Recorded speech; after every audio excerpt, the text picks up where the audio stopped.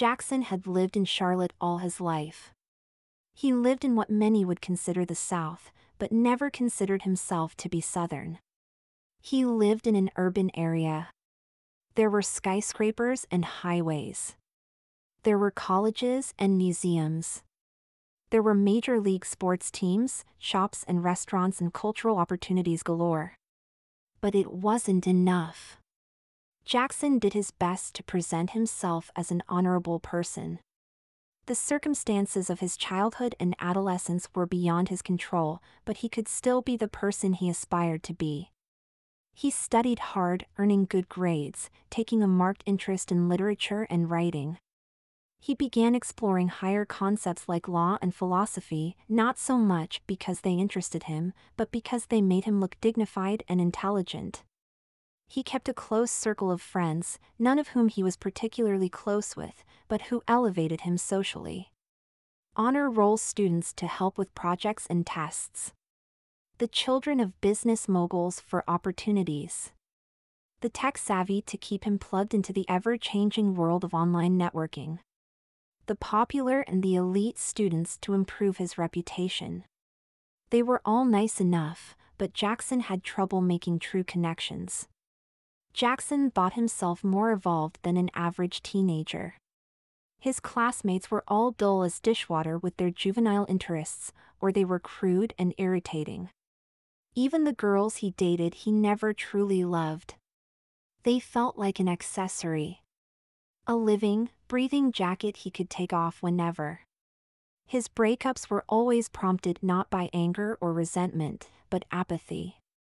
Jackson was conceited. He behaved nicely enough, so nobody was cruel enough to tell him to his face. That didn't make it any less true. He was a condescending poseur. He didn't know who he was, or who he wanted to be. He created an artifice for everyone to see, but didn't actually have any sort of identity to call his own. He defined himself not through interests or traits or abilities, but instead by negatives. He was defined by who he didn't want to be. And he didn't want to be Southern. There was no singular incident that soured Jackson on living in the South. It was a lifetime of accusations and snipes and mockery. When people elsewhere hear rumors and stories about the South and its citizens, they assume such aberrations are both fact and the standard way of living there. Things like illiteracy or bigotry or incest were all that people knew of the South. And if they associated the South that way, they associated every Southerner that way, therefore they associated Jackson that way. Being a Southerner, Jackson internalized that shame. He didn't like it. He didn't want it. He wanted out. He didn't know where he would go to college, but there was one definite link connecting all the places on his short list, elsewhere. Whether it was an Ivy League school, a Big Ten school, a Pac-12 school, as long as he was out, he would be fine. The further away, the better. The summer before his junior year of high school, Jackson and his mother, Tanya, took their annual trip to Green Beach, South Carolina. A beach town for tourists, the city was designed exclusively around the 4 or 5 months of seasonal visitors. There were beach resorts, boat rentals, docks, themed restaurants, shopping, chintzy souvenir shops, mini golf courses, full-sized golf courses, water parks, arcades, go-kart tracks, ice cream parlors, and a legion of other institutions designed to separate families from their money. Jackson liked visiting Green Beach when he was younger. The colorful signs and strange sights delighted him, just like every child. But as he got older, he came to see how cheap and tacky and poorly maintained a lot of it was. Most of the proprietors were barely staving off bankruptcy. They were overworked, understaffed, unable to grow or invest or escape. And they were darn rude because of it. The locals were bad enough, but the visitors were another class. Many of the tourists were downright horrible. They looked obscene, acted obscene, and talked obscene. They'd wear shirts with rude words and inflammatory messages on them. They had tattoos that shared the same sentiments. Many would spit in public. Not on the grass or in a bush, but right on the sidewalk everybody was sharing. Sometimes they'd even spit indoors on the floors. Tourists would smoke incessantly, vape always, and chew tobacco non-stop. They ate garbage junk food, letting the bags and wrappers fall wherever they pleased. If they weren't plowed on liquor at 10 in the morning, they were halfway through their second big gulp of Mountain Dew. Plump and disgusting, they walked like overfed geese. They never groomed. The men displayed their gnarly back hair openly. The ladies showed waves of cellulite flowing out from their Daisy Dukes. People had loads of skin tags, hairy moles, and other disgusting growths.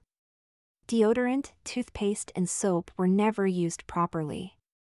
These people stopped caring about themselves long ago, and they made it everybody else's problem.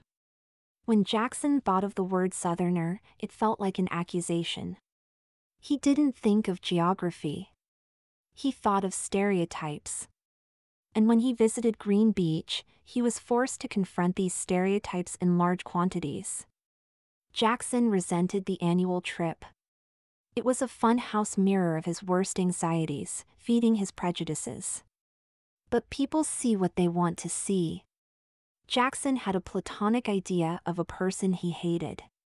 Whenever he came across someone who resembled that idea, it reinforced his beliefs. Never mind the hundreds of people he saw who didn't meet those standards. Jackson made sure his mother knew about his dissatisfaction with Green Beach every year. But he was dragged along anyway. His aunt owned beachfront property down there.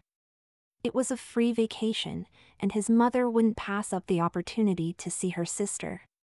The two had grown apart because of geography, and missed each other dearly. As Jackson and his mother, Tanya, drove to the beach house, Tanya attempted to breach her son's sullen silence. "So, anything you want to do when we get down there?" Tanya asked. She was met with silence. "You've got your license for the first time this year. You can rent a jet ski. Or a dune buggy." "Gosh, I've always wanted to ride dune buggies on the beach." "Never have, and I don't know why." "Wanna try that out?" "It'll be fun." More silence. "How about dinner? Want to get some crab legs? Or would you rather just have some pizza?" Silence still. "You know, your aunt is excited to see you. We only get to see each other 3 times a year. I'm used to your silence, but could you please be nice to her this week?" Jackson knew his mother would just keep provoking him until she got a reaction. He might as well give her what she wanted. "Just don't bother me, okay?" he said. I agreed I would come, but that doesn't mean I'm obligated to go anywhere or do anything. I've got my tablet and my books. That's all I want to do this week. Jackson William Summers, you stop that. I don't pretend to know what's going on in that head of yours, but you are on vacation. You can pretend you're enjoying yourself for 5 minutes. He slouched in his seat. He wished he had chosen to ride in the back. I don't even know who you are anymore. Why won't you talk to me? Are you upset? Depressed? Mad at me? Just tell me what it is, and we can work it out. You think it's some secret I've been hiding? I've told you 1,000 times. At least 100 today. I hate Green Beach. I don't want to go. You'll have fun once you're there. I doubt it. Trust me, Tanya said. This year will be different. By the end of the week, you may never want to leave. Tanya turned her focus back to the road and the pair continued their journey in complete silence. Arriving at the house, Tanya was greeted by the sight of her sister, standing on the porch, waving with both hands. Sitting on a folding table next to her were pitchers of tea and lemonade, sliced watermelon, cantaloupe and oranges, ham and cheese sandwiches, bowls of coleslaw, potato salad, and macaroni salad. It was a small gesture. If she really wanted to impress, she would have prepared a hot lunch. There were no half measures when it came to Beatrice. She loved many things, but she loved her family most of all. One thing she hated was her name. Beatrice was reserved for use only by the government and her parents. Even Tanya didn't use it. To the rest of the world she was Trixie. Aunt Trixie, to Jackson. Trixie was full of life and exuberance, especially compared to her little sister. Tanya may have been 3 years younger, but she settled down and married almost immediately out of college. She settled down and stayed settled for the remainder of her adult life, even after her divorce. Trixie never married, so she never had to compromise. She traveled when she wanted, she dated when she wanted, and she partied when she wanted. And in the case of that last one, Trixie partied nearly every night. Trixie had the energy and vivacity of a woman half her age. She smiled incessantly, and shared her happiness with anyone nearby. Even though she had only one nephew and 0 nieces, Trixie proudly claimed the title of a fun aunt. When Jackson was born, Trixie was at the hospital. During Jackson's toddler years, Trixie rented an apartment nearby and visited daily. When Jackson was a child, whenever Trixie dropped by, she took him on the greatest weekends she could afford. When Jackson was a preteen, Trixie made sure he had all the latest and coolest accessories a boy on the cusp of manhood would need. She bought him the very tablet he had his eyes glued to. But Jackson was in high school now. Trixie only saw him at Thanksgiving, Christmas, and his annual summer vacation. Jackson didn't make time for his aunt, and mostly paid her token gestures of acknowledgement. He said hello to Trixie, and allowed her to hug him, and headed inside. He ignored the picnic entirely. Yes, Trixie was hurt. She went to all this effort to welcome Jackson, and in return, he barely acknowledged her presence. But the spirit of giving is not done for acknowledgement. It's basic hospitality. That's what people all over the South understood. Down South, people love helping each other. They gave until it hurt. They loved being accommodating and nurturing. That's why they did it. Not for thanks and gratitude, but because it was the right thing to do. That was what Southern hospitality was all about. Recusing himself to his room, Jackson put in his earbuds, turned up the sound, and spent the evening on his iPad watching videos. He made an appearance for dinner, which he ate mostly in silence. The only conversations were a couple of token icebreakers proffered by his aunt. All questions were answered with detached, vague responses, the longest of which was the 5-word response, "Yeah, I'll think about that." It was a shame he had remained hidden in his room all day. Had he been present at any point, he would have heard his mother and his aunt engaged in conversation. "I'm just so worried about him," Tanya said. "He's moody, he's sullen, he won't talk to me and tell me what's wrong. He's not a criminal or a punk or anything, you know, thank God. He's on the honor roll, he does his chores, but there's just something wrong with him. I don't know. How do you engage with a teenage boy who wants nothing to do with you?" Trixie served her sister a mug of fresh coffee. Tanya had a nondescript red mug, reserved for company. Trixie preferred the white mug with pink cursive script reading "World's Greatest Auntie" on it. "Honey, are you certain you're not just overreacting?" Trixie asked. "Is this really uncommon behavior for a teenage boy? I haven't gotten him to say one sentence to me in good faith for nearly 2 years now. Not even a good morning. I'd settle for a what's for dinner at this point. Have you tried counseling or therapy? I've brought it up a few times." He doesn't want to go. It's not like I can make him go. You can't force a teenager to do anything they don't want to do. No, you're right. And for what it's worth, I admire you trying as long as you have. But, and I'm sorry if this sounds mean, it sounds to me like you're starting to give up. He's so down on living in the South. It's like an obsession. I've heard him say it so many times.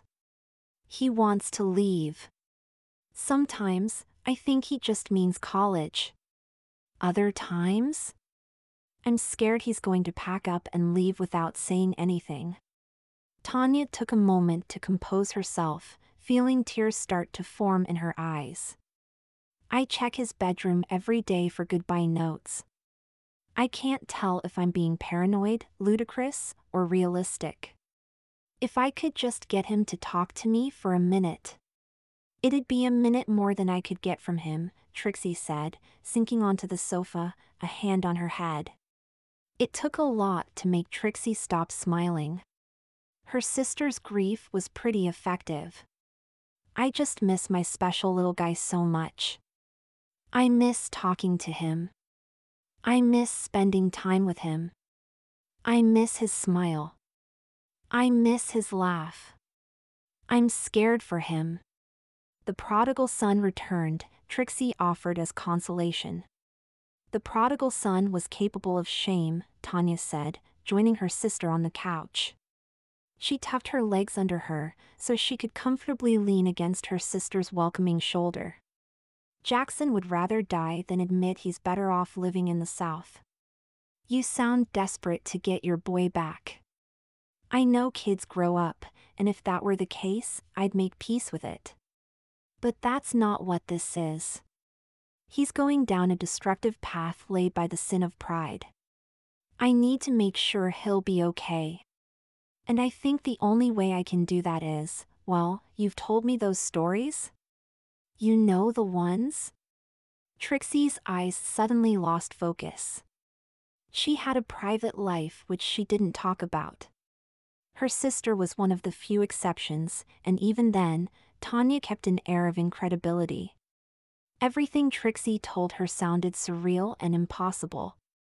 Tanya was near positive that Trixie just wanted attention, or was speaking in metaphors, or something. Trixie was literally blindsided by Tanya bringing up the topic. She was asking Trixie for help. She needed her help. Even if she didn't understand or didn't believe, she was asking. She was indeed desperate. Oh yes, I know the ones, Trixie said, hoping she was mistaken. That Tanya would clarify and Trixie would be freed from her obligation. Trixie had a set of tools and skills, but she only ever used them on strangers. She never thought she would inflict them on family. I hope you understand what you're asking of me. I wouldn't ask if it wasn't my last resort. You understand this is a permanent thing, right? There's no going back. No changing your mind. If you have any chance for regrets. Tanya shifted her position on the sofa. She placed her hand on Trixie's shoulder. She looked her sister straight in the eye. There was no conflict or uncertainty in her request. She wasn't openly speculating or brainstorming a solution. This is what she needed. This was the solution. There was only one person in the world who could save Jackson, and she was family. I love my son. You love him too. So much. But you barely know him anymore. You only have your memories of him.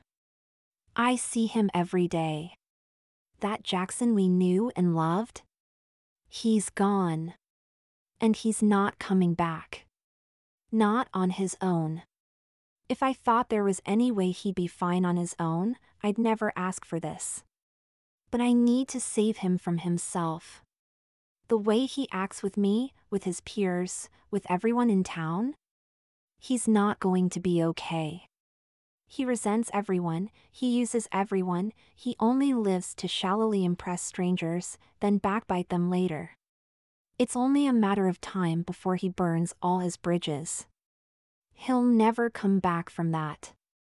You're his last chance, Trixie. Help him. I love Jackson, Trixie said. But you're my sister, and I love you more. If this is what you ask of me, then I'll do it. Trixie pulled her sister in for a hug. Thank you, Trixie, Tanya said. It's not going to be easy, Trixie said. I've never had to work with somebody so young before. There shouldn't be any complications. Not physically, anyway. Maybe I can use that to my advantage. I only ask two things, Tanya said, interrupting her train of thought. Whatever happens, I want Jackson to be happy, and I want to see him happy. This isn't a punishment. This isn't an insult. This is us trying to save him. If you can promise me that he'll be happy and he'll stay in my life, you have my blessings to do anything else. I promise, by the time it's all over, Jackson will have a big old smile on his face, and you two will be thick as thieves, Trixie said. Tanya offered her mug in a toast to the newly found accord. The sisters clinked their coffees together in a show of agreement. As the ceramic chimed, Trixie looked at the writing on her vessel and realized an unfortunate implication. It's a shame, she lamented. I'll have to get a new mug. The next morning, Jackson went through his normal morning routine. He woke up, went to the kitchen for a glass of water, a packet of Pop-Tarts, and took his vitamins. He went to the bathroom, where he showered, brushed his teeth, and shaved the few hairs he had on his face. He brought his own towels and soap from home, not trusting what his aunt had provided. He went back to his bedroom, changed into a pair of khaki shorts, a blue-collared shirt, and a pair of black sandals. He grabbed one of his books on art history. Jackson really didn't care about the Dutch masters. He didn't know what they were masters of. He didn't care about the era, or the techniques, or their significance in culture. But he knew reading on such a subject would be good for his image. Even if he was so bored by it, he couldn't keep tears out of his eyes. He heard Aunt Trixie making her way to the kitchen.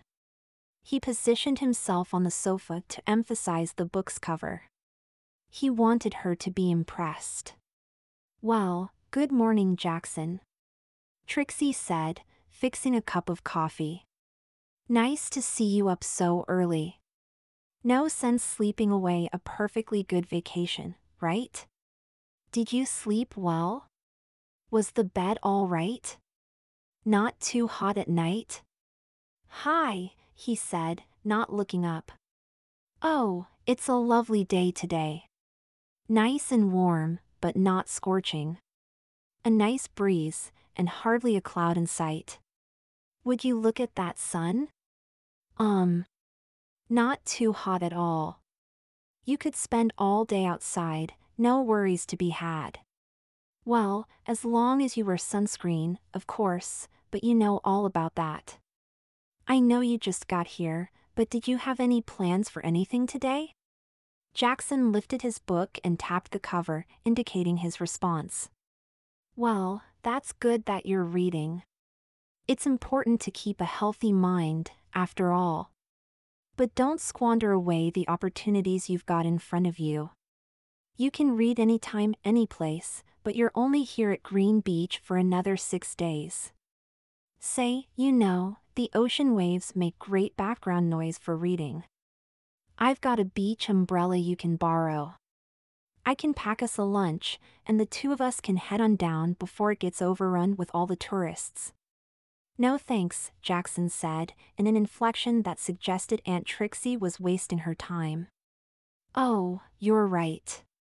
It's summer on a public beach. It's always going to be crowded. How about we drive into town instead? You can find a nice little cafe, or a park bench. And if there's anything you want to do, before or after, you just have to let me know. I'll take you wherever you want. Maybe even give you a couple dollars to make the trip worthwhile. How'd you like that? I'm fine. Really? Jackson said. Well, Jackson, far be it to stick my nose where it doesn't belong, but there's something not right here, and I'd be a darn blind fool to ignore it. Is everything okay? You want to talk about it? I promise, your mom will never know. I don't tell her everything, you know. I've got loads of secrets I'm keeping from her, one more won't hurt. You know, she still has no idea I got tattooed back in '01. Now you may not know who J.C. Chases is, or why I'd want his name on the small of my back, so let me put it in context. Back then Aunt Trixie, Jackson said, closing the book, trying his best to maintain his composure, I know you mean well, but you're really, really bothering me.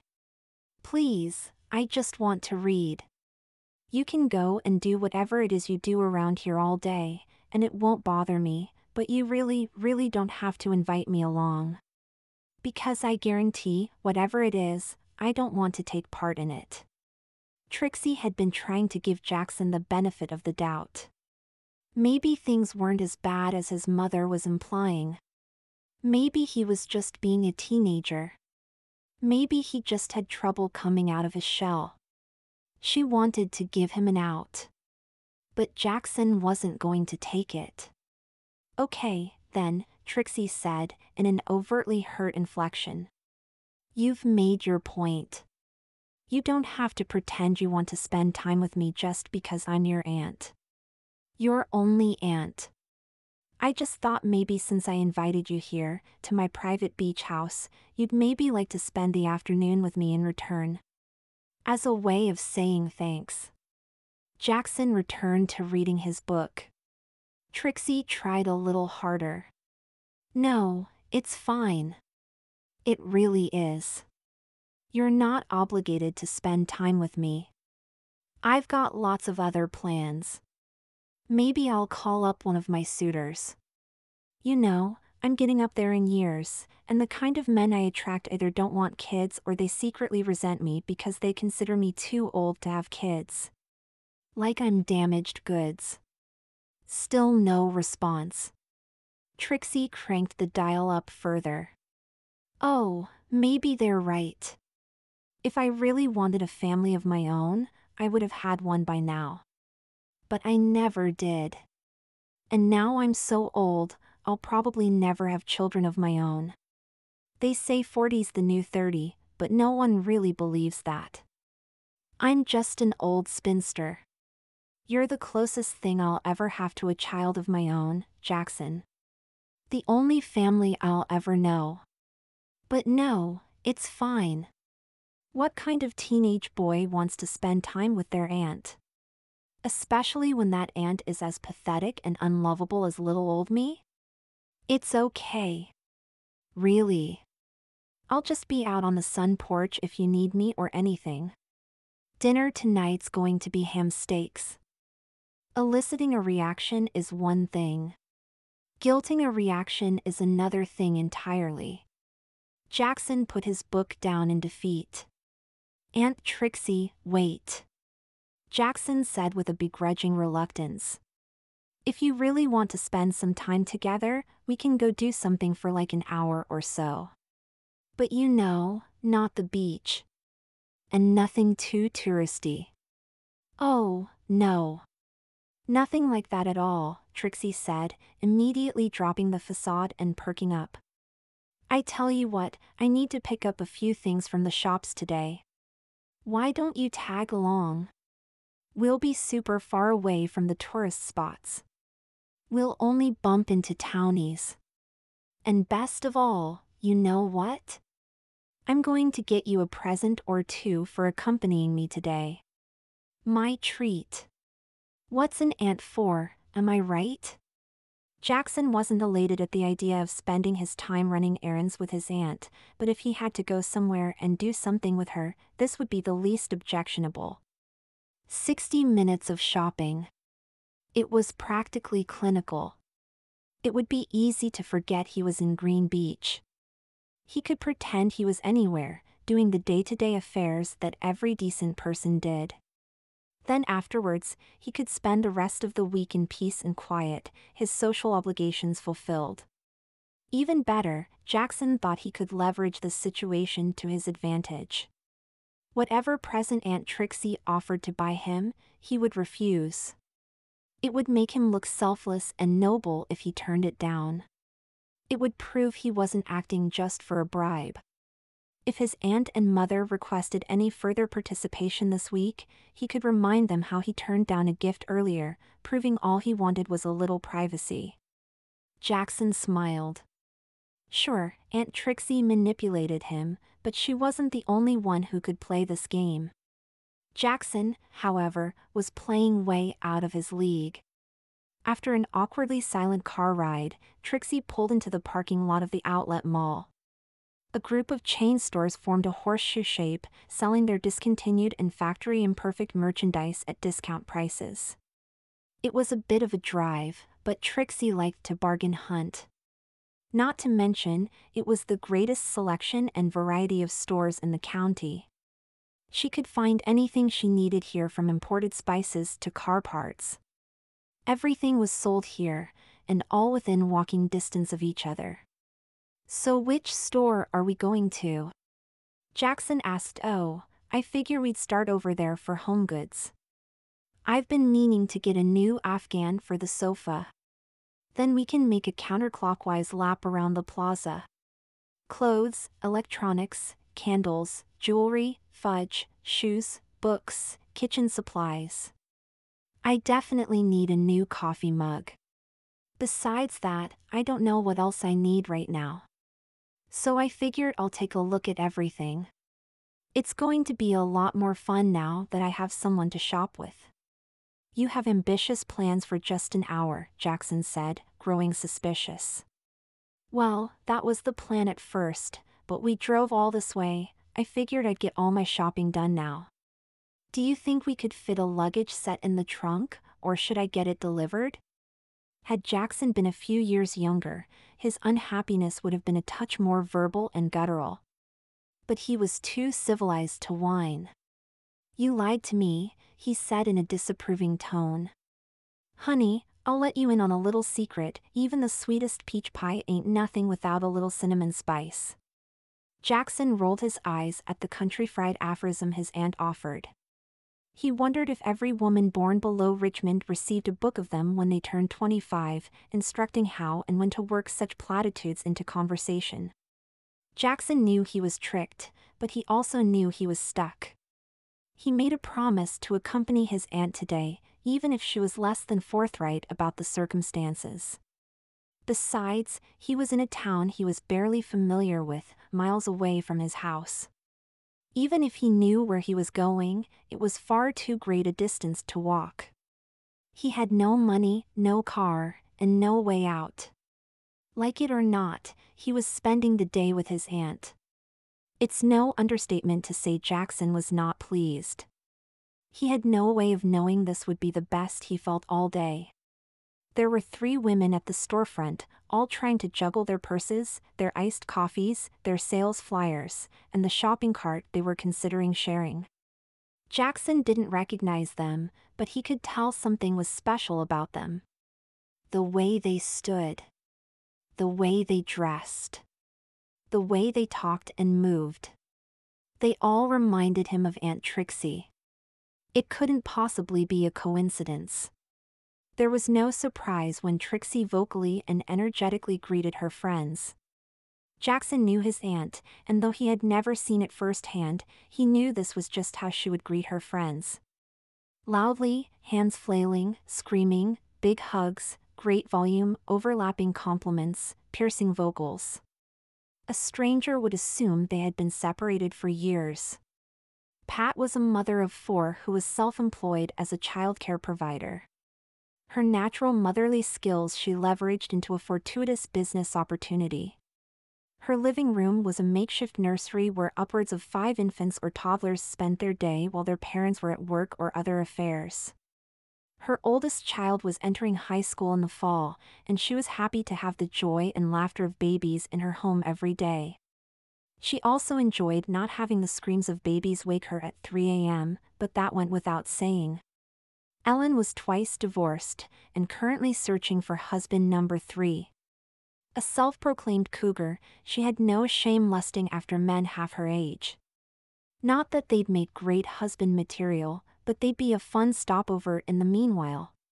Had Jackson been just a few years older, and not her friend's nephew, she'd certainly consider casting eyes his way. Of the 4 women, Ellen's chest was most prominent and most proudly displayed beneath a generously scooped collar. Julia was a deckhand for a pleasure cruise company, currently on administrative leave due to a sprained ankle. Normally, she'd spend her days sailing up and down a 20-mile stretch of the Atlantic coast, passing out shrimp cocktails and instructing passengers on how to fasten life vests. She loved her job, and performed her duties with a genuine smile on her face, knowing full well a big promotion at the corporate office was just around the corner. But 3 months ago, she had an unfortunate accident, rendering her unable to perform her duties. She currently wore a walking cast, and had no difficulty going about her day, but was still waiting for her doctor's approval before returning to work. All 3 mirrored aspects of Trixie. Pat with her familial personality and particularly cutting wit. Ellen with her affectionate attitude and joie de vivre. Julia with her outgoing and adventurous spunk. And all were dressed to some extent in colorful tones and floral patterns. "Oh, and who is this?" Ellen asked, knowing full well who Jackson was. "He's just so cute. Trixie, I can't believe this is the same Jackson from all your stories. You told us he was a little boy. He's practically a man. And one shining example of a man, I might add." "Oh, stop that," Trixie said with a playful swat, not at all alarmed by her friend's saucy behavior. Jackson's mother had some plans today, so rather than sit on the sofa all day long, Jackson was nice enough to help his dear old auntie with her shopping. "Well, aren't you a doll?" Pat said, "I wish my sons would take a lesson from you. You're such a nice young man, I can't believe anyone would be so kind." "Yeah, it's something," Jackson said, just trying to speed this conversation along. Every second here felt like an hour off his life. Julia took a sip of her coffee, and adjusted the oversized beach hat she was wearing. "Oh, it's just grand that we ran into y'all here. Sorry we didn't bother to invite you, but we figured what with your family in town, you'd all be busy. But since you're here now, why don't we tag along with you? Why, we'd love you to join us," Trixie said, volunteering Jackson's involvement a little too quickly for his liking. "What? Aunt Trixie, no. Jackson, don't be rude. These are my friends, they mean a lot to me."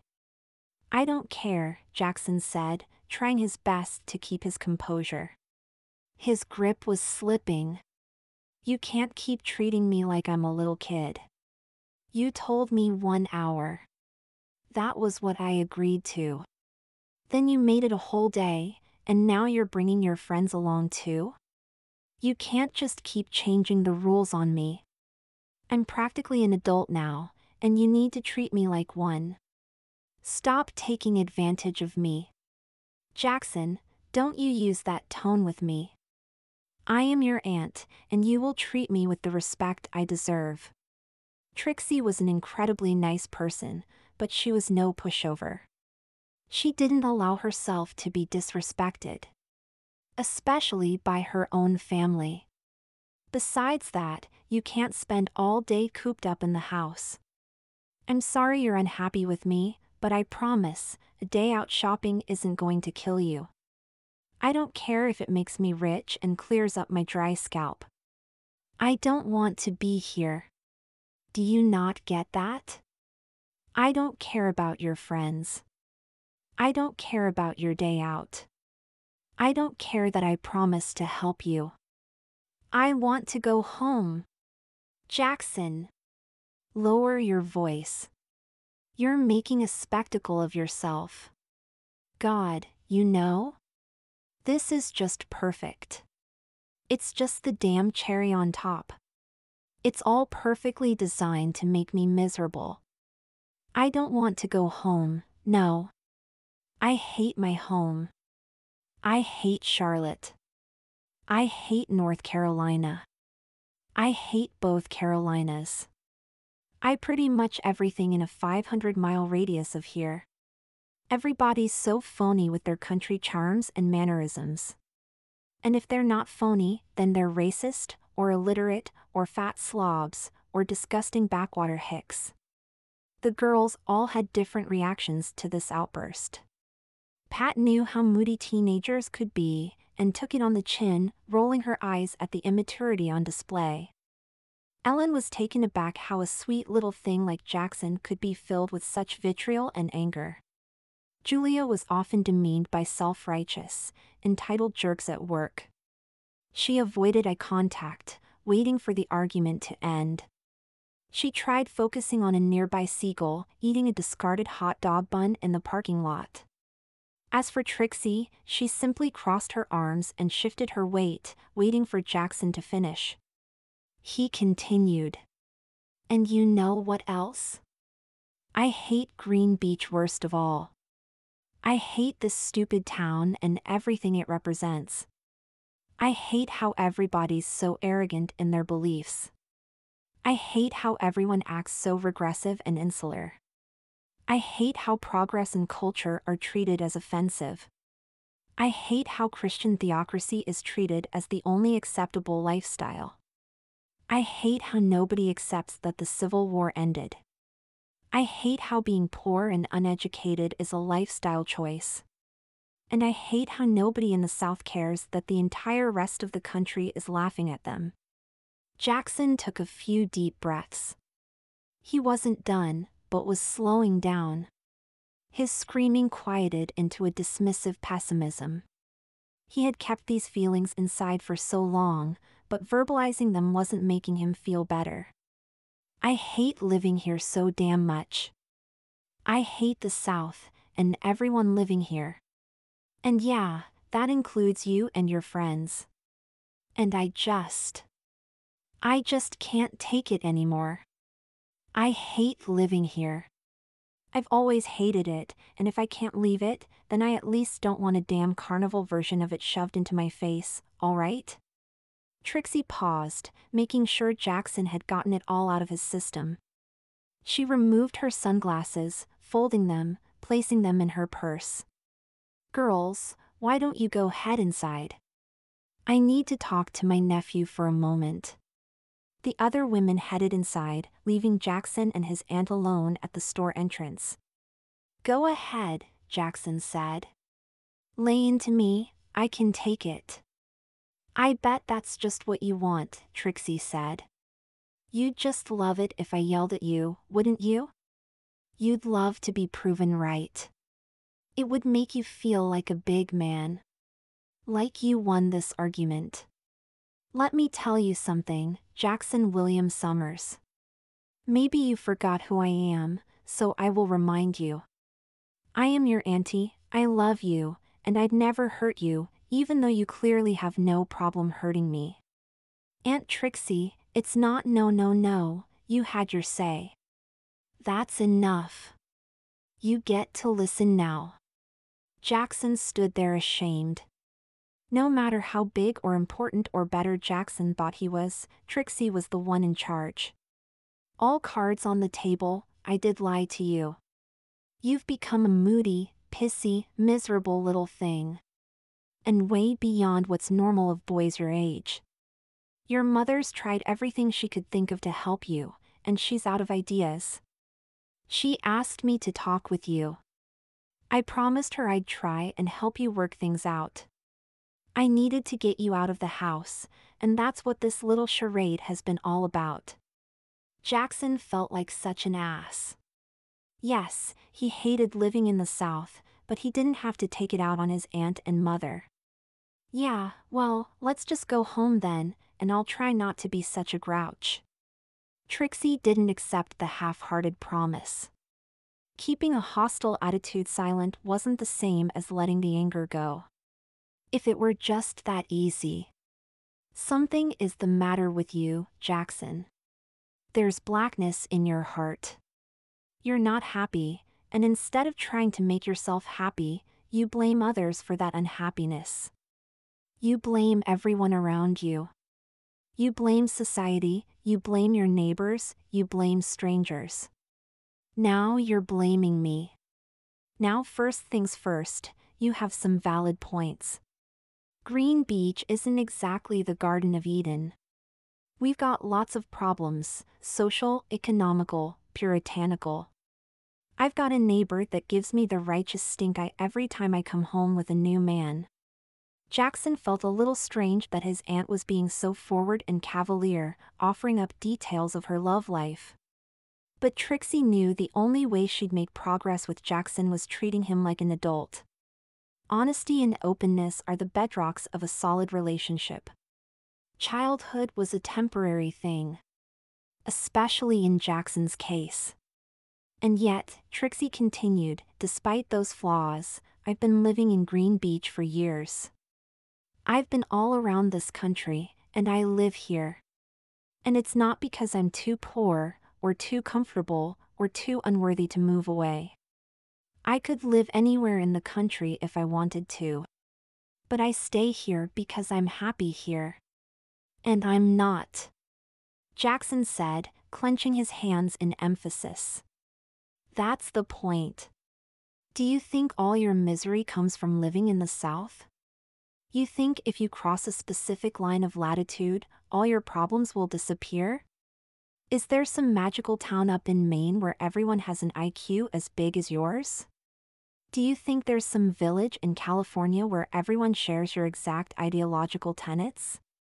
Are you expecting to find some university in Michigan where everyone is smiling all day, every day? Jackson, there's nowhere that's perfect. There's only places that meet your needs. I was born in the South, and a southern town meets my needs. Your mother grew up in the same house I did, but she had needs that only a city could provide, so she moved to Charlotte all those years ago. But you're still a child, Jackson. You don't know what your needs are. You don't want to admit it, but you're a southern boy. It's a part of you. You just don't know what part yet. But you're never going to be happy if you assume it's only a negative part. You're wrong, Jackson said, stirring, pacing, and fidgeting. His aunt's words were affecting him. He didn't know how, though. Was she correct?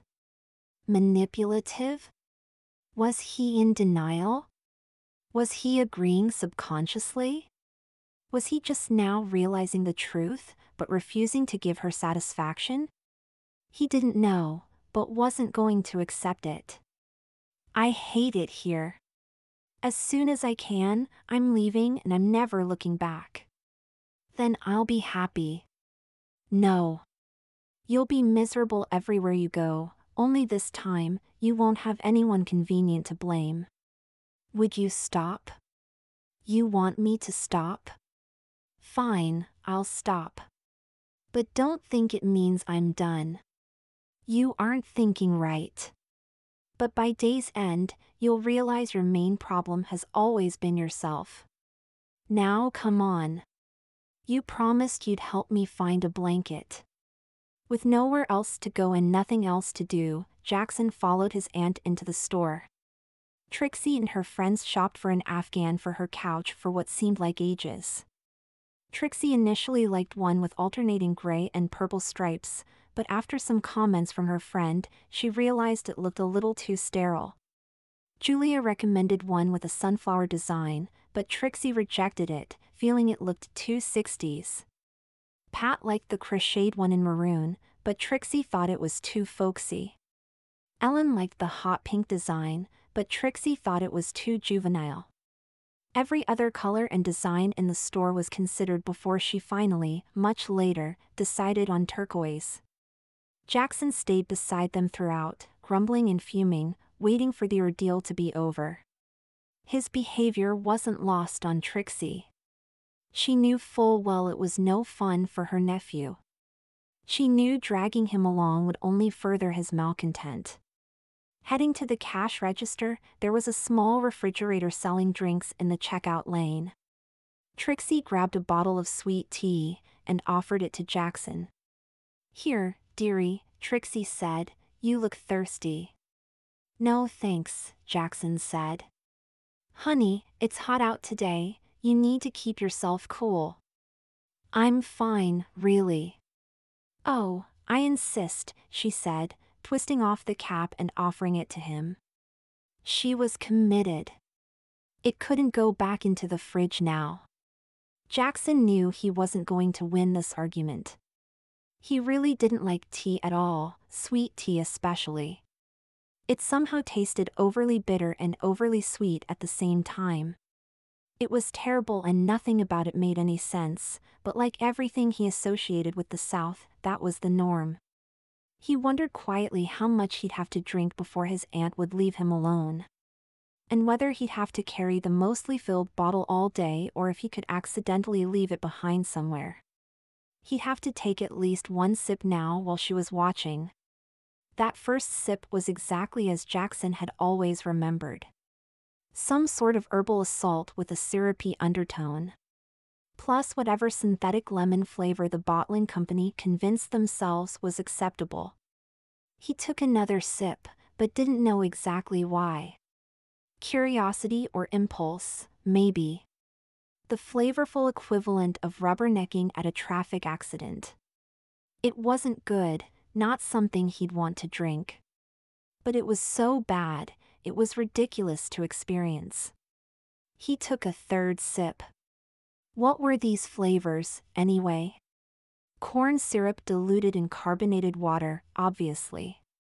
But were those really tea leaves? The cultivated crop that made the world's most popular beverage? These were closer to lawn clippings than anything else. And that lemon stinger at the end? Jackson wouldn't be surprised if the bottling plant also used it to polish wooden floors. Half the bottle was now empty. Jackson let out a small laugh. The drink was delighting him like a child trying feebly to impress their parents. Trying so hard and failing, but charming in the attempts. Maybe the sugar wasn't too sweet, and maybe the leaves weren't too bitter, and maybe the lemon wasn't that cloying. It's not like lemon lime soda contained real citrus either. As Jackson finished the bottle, he realized how silly he had been. The tea was fine. Maybe not great, but what can one really expect from a bottled drink? If nothing else, it was cold and it was free. Feeling better? Trixie asked, as they walked outside the doors. Yeah, Jackson said, chucking the bottle into a nearby trash can. I feel good. Real good, actually. I think that was just what I needed. You have no idea, Trixie said with a smile, trying her best to hide her malice. Well, no sense dilly-dallying around here then, let's keep going, ladies. Jackson waited for his aunt to correct herself, but never did. It was probably just a slip of the tongue. Something she was used to saying when accompanied by her friends, and was now saying it by reflex. The tea was just ordinary tea. The same brand is found in vending machines and gas stations and everywhere else bottled drinks are sold. That specific bottle, however, was special. That bottle of tea contained a few milligrams of a special ingredient. When Trixie opened the bottle for Jackson, a pill concealed in her palm slipped into the beverage, dissolving immediately. That pill and its chemical agents were now working through Jackson's body. Jackson didn't know exactly what his Aunt Trixie did for a living. As a child, she didn't bother him with such details. She was a sales lady, and that was it. As he grew up, she changed positions in her company often. It seemed every time they met, she was doing something new. Jackson couldn't keep track, so Jackson stopped bothering to try. Trixie worked for a company called Monolever, a company that specialized in a variety of products. She initially worked in the sales department, traveling across the nation to hawk the company's wares to both vendors and merchants. After years of flying commercially, renting cars, living in hotels, attending conventions and sales meetings, Trixie grew tired. The final straw was on a trip to Milwaukee, where a sudden cold snap had turned the forecasted rainy, 50-degree evening into 8 inches of snow. She was left stranded without her heavy coat and boots, forced to traverse the surprise winter storm in her skirt suit and heels. Here, she realized something had to change. Trixie transferred to different positions in the company, never quite finding her niche. Not too long ago, she was working in the part of the company devoted to product development. It was mostly clerical duties, filing, data entry, correspondence. She did occasionally assist the scientists as they did lab work, but that was rare. It wasn't lost on Trixie she was the only woman in the department, but she kept quiet for the sake of her career. One day, the scientists had a breakthrough on their latest project. They were attempting to create a new antidepressant, one with immediate, measurable impact. The initial thought was it would be used in instances of severe anxiety or panic attacks, saving the inconsolable and preventing suicide. The monitored experiments noted an increase in positivity and contentment. People were trusting, outgoing, and eager. The phrase "high on life" was used often. To the scientists, it seemed like an overwhelming success. Trixie, the sole woman in the room, was the only one who recognized the problem. The scientists had essentially created a new and improved version of Rohypnol. This drug offered the same suggestibility, the same lack of inhibitions, and the same impaired mental judgment, but with none of the fatigue or incapacitation. People could be convinced to do any number of things, going against their better judgment. They would volunteer themselves to do anything if they could be convinced it would feel good. If this drug went into production, a few lives would be saved, sure, but an overwhelming number would be ruined. In a few years, the idea of sex crimes would be an unidentifiable cloud of nightmares. Courts would never recognize sexual assault as a crime if participants willingly submitted to the act. It would no longer be a matter of consent, because consent itself would become an involuntary response. Like hiccups. Trixie's attempts to explain the spiderweb of problems were routinely shut down by the men in lab coats. They only concerned themselves with what was possible. It was the legal department's job to concern themselves with ethics. The drug would very likely be in production today if Trixie had not taken immediate action. If she couldn't save the world in an above-board manner, she would do so through chaos. With her access to the lab and its resources, she pilfered a batch of drugs. She ground them to a powder, mixing them with confectioner's sugar, and sprinkling the mixture on a box of donuts. She left the pastries in the department's break room and began her day. She made certain to regularly interject herself into conversations, talking about her experiences traveling, her life in the skies, and her various roles at Monolever. By the end of the week, 3 of the scientists had resigned, citing their desire to spend their autumn years traveling. 2 more applied for roles in the sales department, and 1 other in the graphic design department, presenting a hitherto unknown art portfolio, demonstrating a surprising aptitude for drawing airplanes. The final scientist, an intern at the company, announced he was joining the Air Force. With a sudden and alarming vacancy in the department, Trixie found herself relocated to human resources. On her final day in the lab, she destroyed all evidence of the dangerous drug's existence, save for the chemical formula which she memorized. As for the remaining product, Trixie was at a moral crossroads. Surely, something that powerful deserved to be destroyed.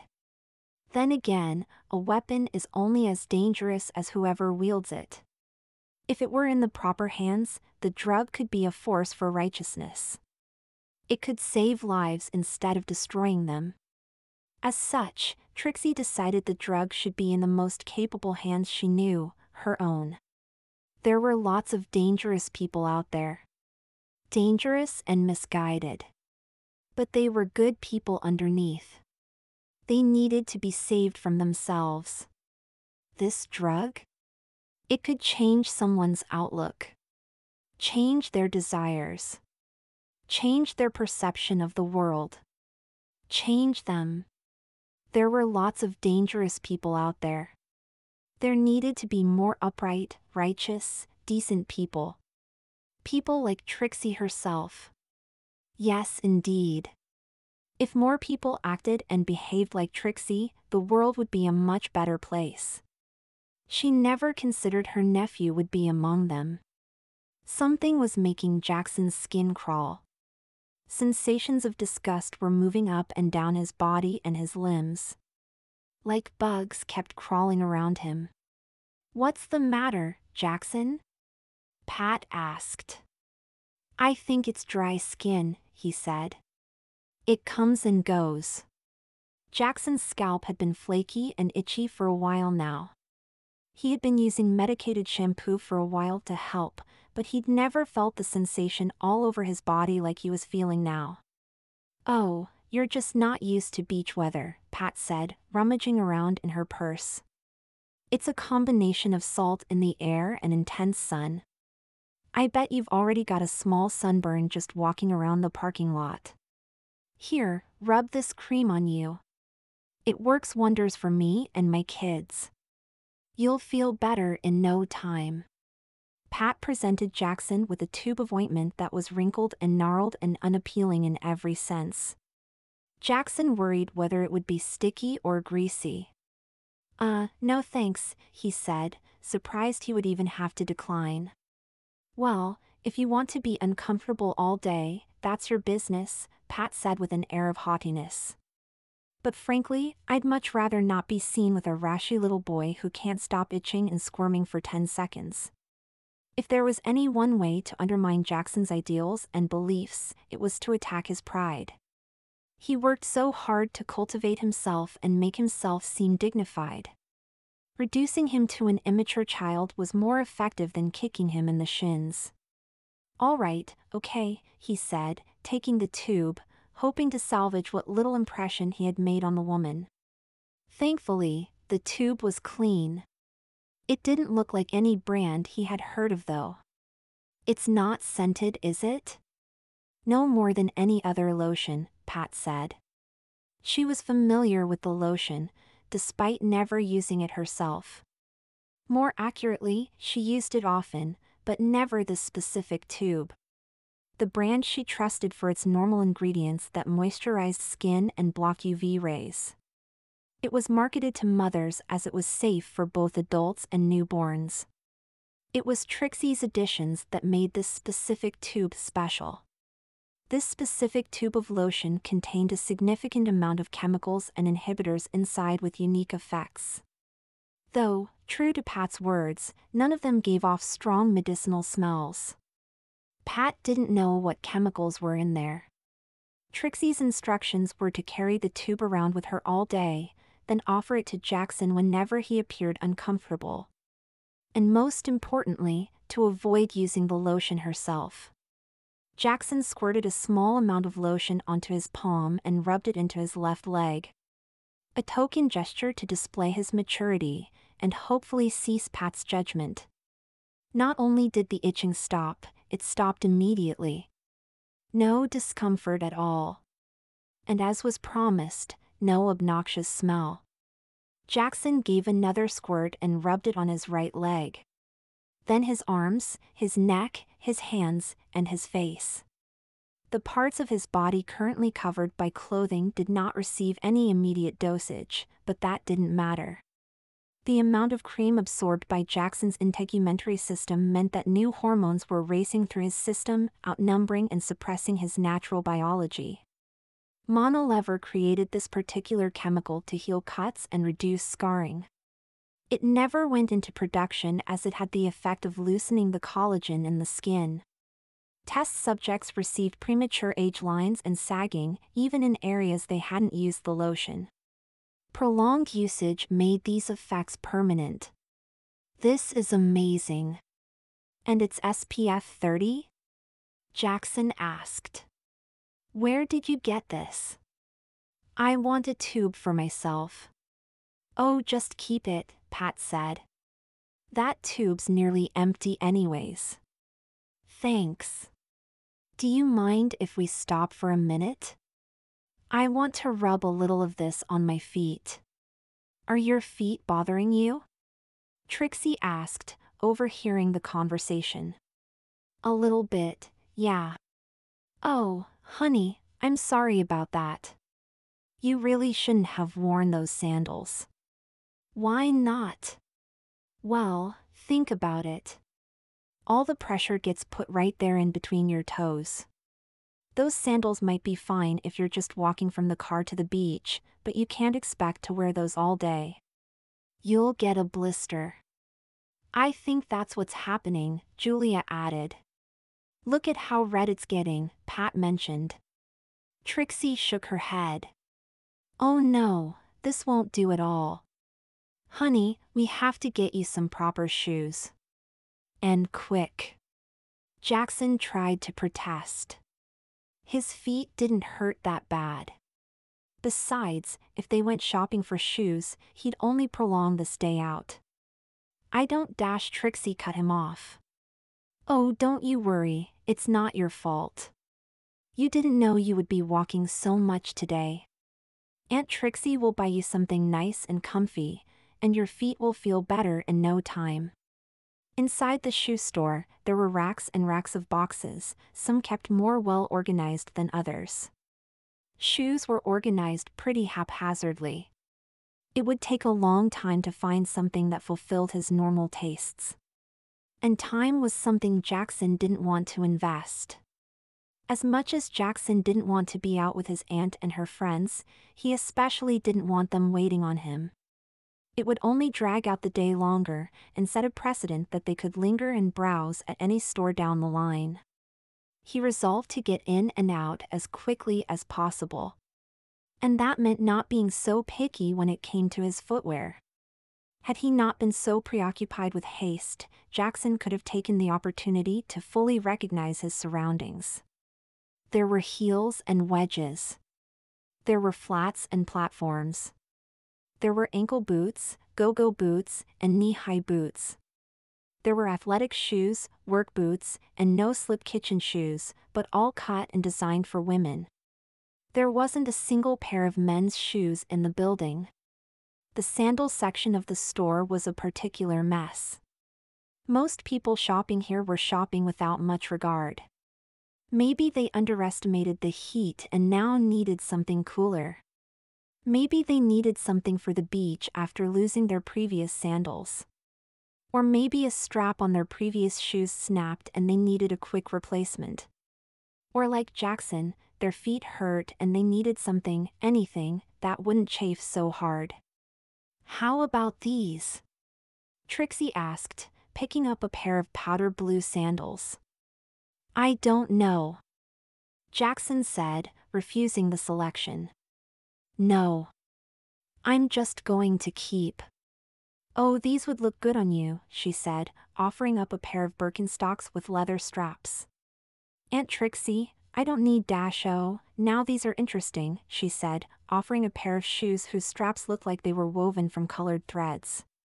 Jackson, you like unique things, and these certainly are dash Aunt Trixie, please, he said a little louder than he intended. I can do this myself. Aunt Trixie placed the sandals back on the shelf. This was the second time today Jackson snapped at her. Well, all right then. You go right ahead. Pick out whatever you like. I'll just keep quiet. Trixie's feelings were genuine, but she soothed herself knowing Jackson's transformation into a better person was already underway. Actually, Jackson's foot problems were an unintended blessing. She hadn't intended to alter his clothing this early on, but the circumstances allowed it, and she wouldn't fight the opportunity. The plan initially was to persuade Jackson into a pair of unisex shoes. Something that he wouldn't wholly object to at the present, but which wouldn't seem out of place by day's end. But the further Trixie pushed him down this road, the more Jackson was beginning to fight back. And as much as Trixie reminded herself she was doing this for his own good, being disrespected came with consequences. A little extra humiliation would satisfy her bruised ego. "These are fine," Jackson said, picking up a pair of sport sandals. He found the box marked with his shoe size and was satisfied with his selection. Trixie silently motioned to her friends. They understood well. With a nod and a wink, they all got into position. "All right then, let's go," Trixie said, as coldly as she could. Jackson felt something was wrong. "You're sure?" "Of course I'm sure," Trixie said. "If that's what you want, that's what you want. You're not mad, are you? I promised I'd buy you some sandals, and that's what I'm doing. I'm buying you sandals. Let's go to the checkout." Jackson's eyes shifted to Trixie's friends. They were no help. Julia didn't want to make eye contact. Pat looked like she was disappointed. Ellen's stare was positively icy. All right, I get it," Jackson said, shamefully. "I was under a little stress before, and my feet were hurting, and I snapped at you, and I shouldn't have done that." "I'm sorry." Yes, you are," Trixie said, approvingly. "I know you're having a rough day right now, but that gives you no right to speak to me like that. That's twice now I've had to tell you. I hope I don't have to remind you again." "Oh, believe me, I won't, Aunt Trixie." He was sorry, but that only began to describe his mood. He couldn't quite process it. It was like he was extra sorry. Like he was utterly ashamed and embarrassed. Like he should never act that way, ever, under any circumstances. And he should never try again? "Fine," Trixie said. "Grab your shoes and let's go. We have a lot of shopping to do, and I'd like to visit at least one store without you embarrassing me." Trixie was good to her promise. She bought Jackson sandals, even though an act of sabotage was underway. She placed the shoebox on the counter and paid. Trixie's hurtful words were doing a number to Jackson's resolve and forthrightness. As the medication was working its way through his system, Jackson felt outright disgusted at himself. He had to do better. He had to behave. All his adolescent emotions, he'd have to stifle. All these childish thoughts, he'd have to suppress. Any time he felt like arguing, he'd just have to let it go. If he wanted to make it to the end of the day without his aunt outright hating him, he'd have to be meek, humble, and submissive. And as he decided to do so, the drugs released a rush of serotonin into his system. "Well, go ahead," Trixie said as they stood outside the store. "Put your shoes on." Jackson opened the shoebox. His face immediately fell. Wait, what? These aren't what I picked out." "What's the matter?"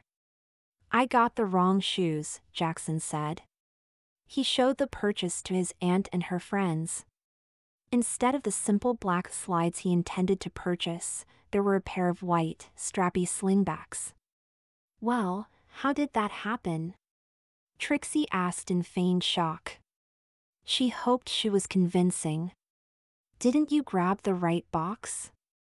I thought I did. I picked it up off the shelf, I tried the shoes on." Jackson tried his best to remember what had happened and wanted to protest this situation. But his brain prevented him from being argumentative. "They were right next to me the whole time. How did I pick up the wrong box? It's unfortunate, that's for certain. That store was a mess. But I guess you're stuck, then. Go ahead and put them on." "What?" Jackson said with a chuckle, hoping his aunt was kidding. Why you can't be serious? I can't wear these. We have to take them back. They were on clearance. The store won't take them back. And I'm not buying you another pair of sandals. You'll probably accidentally walk out with bedroom slippers. But there I can't, Aunt Trixie, can't we talk about this? You have two choices. You can either wear these new shoes, or you can keep wearing your old sandals. Jackson's feet were just now starting to feel better with his old sandals off his feet. He definitely didn't want to wear those again. But he couldn't very well wear a pair of blatantly feminine shoes either. What other option did he have? Buy another pair with money he didn't have? He couldn't go barefoot. Even if every store didn't have a no shirt, no shoes, no service policy, the sun was baking the sidewalk. The concrete had to be 130 degrees. How could this have happened in the first place? Jackson had no idea how he could have mistakenly grabbed the wrong pair of shoes. It was a clever ploy. It started with Trixie working Jackson into an agitated state. A teenage boy will only take so much prodding, even from a loving relative, before they succumb to their pride. Once that happened, playing up a hurt demeanor put Jackson on defense, ashamed and eager to atone for his behavior. Distracted with such guilt, he would be so focused on the first issue, he'd never notice anything happening on the peripheries. From his perspective, there was only one shoebox, the one by his side. He never noticed Ellen grabbing a nearby pair of unmistakably women's shoes and bringing them to Jackson's bench. He also failed to notice Julia shuffling the boxes around, swapping his intended purchase with the new pair. He also failed to notice Pat hiding the original shoebox out of sight, hidden among the rest of the store's inventory. Jackson never realized the box had changed color and size. Just that it was always by his side. All of this gaslighting made Jackson look like an arrogant fool, but it was only a means to an end. Jackson now had no choice but to wear the shoes, both in circumstance and by guilt. Now, the ladies could focus on repairing his mood. They were done fighting and shaming Jackson.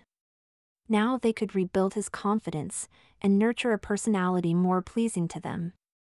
"Hey," Julia said, placing an arm around him. The two were sitting on a nearby bench, as the other ladies were deciding where to go next. Her hurt foot meant she couldn't stand in one place very long. "Are you going to be okay?" "No. This is ridiculous.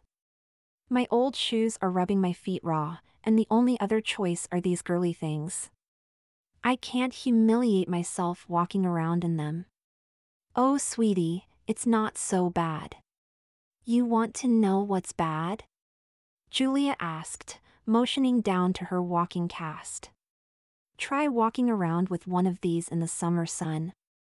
"Well, sure, that's pretty bad, but it's not the same thing." "Maybe. But you can't let an unfortunate mistake ruin your day. Why don't you just wear those sandals?" "What's the harm?" "It's embarrassing." "Is it really? How often do you really notice somebody's shoes? Do you think other people are going to be scanning the crowds for people in silly footwear? Isn't the real important thing that you wear something comfortable?" "It's still embarrassing." "Come on now, you'll forget about what you're wearing in a few minutes. How often do you look at your own feet? You know that old joke about people walking around with toilet paper stuck to their soles? That happens because people never pay attention to their own shoes. Toilet paper is something other people notice. But never shoes." "Oh, come on, you can't be serious." "I am serious. This is a darn silly thing to be fretting over. Just a pair of shoes. They're not even that bad, really. It's not like they have bows or glitter on them. They don't have heels. Well, no.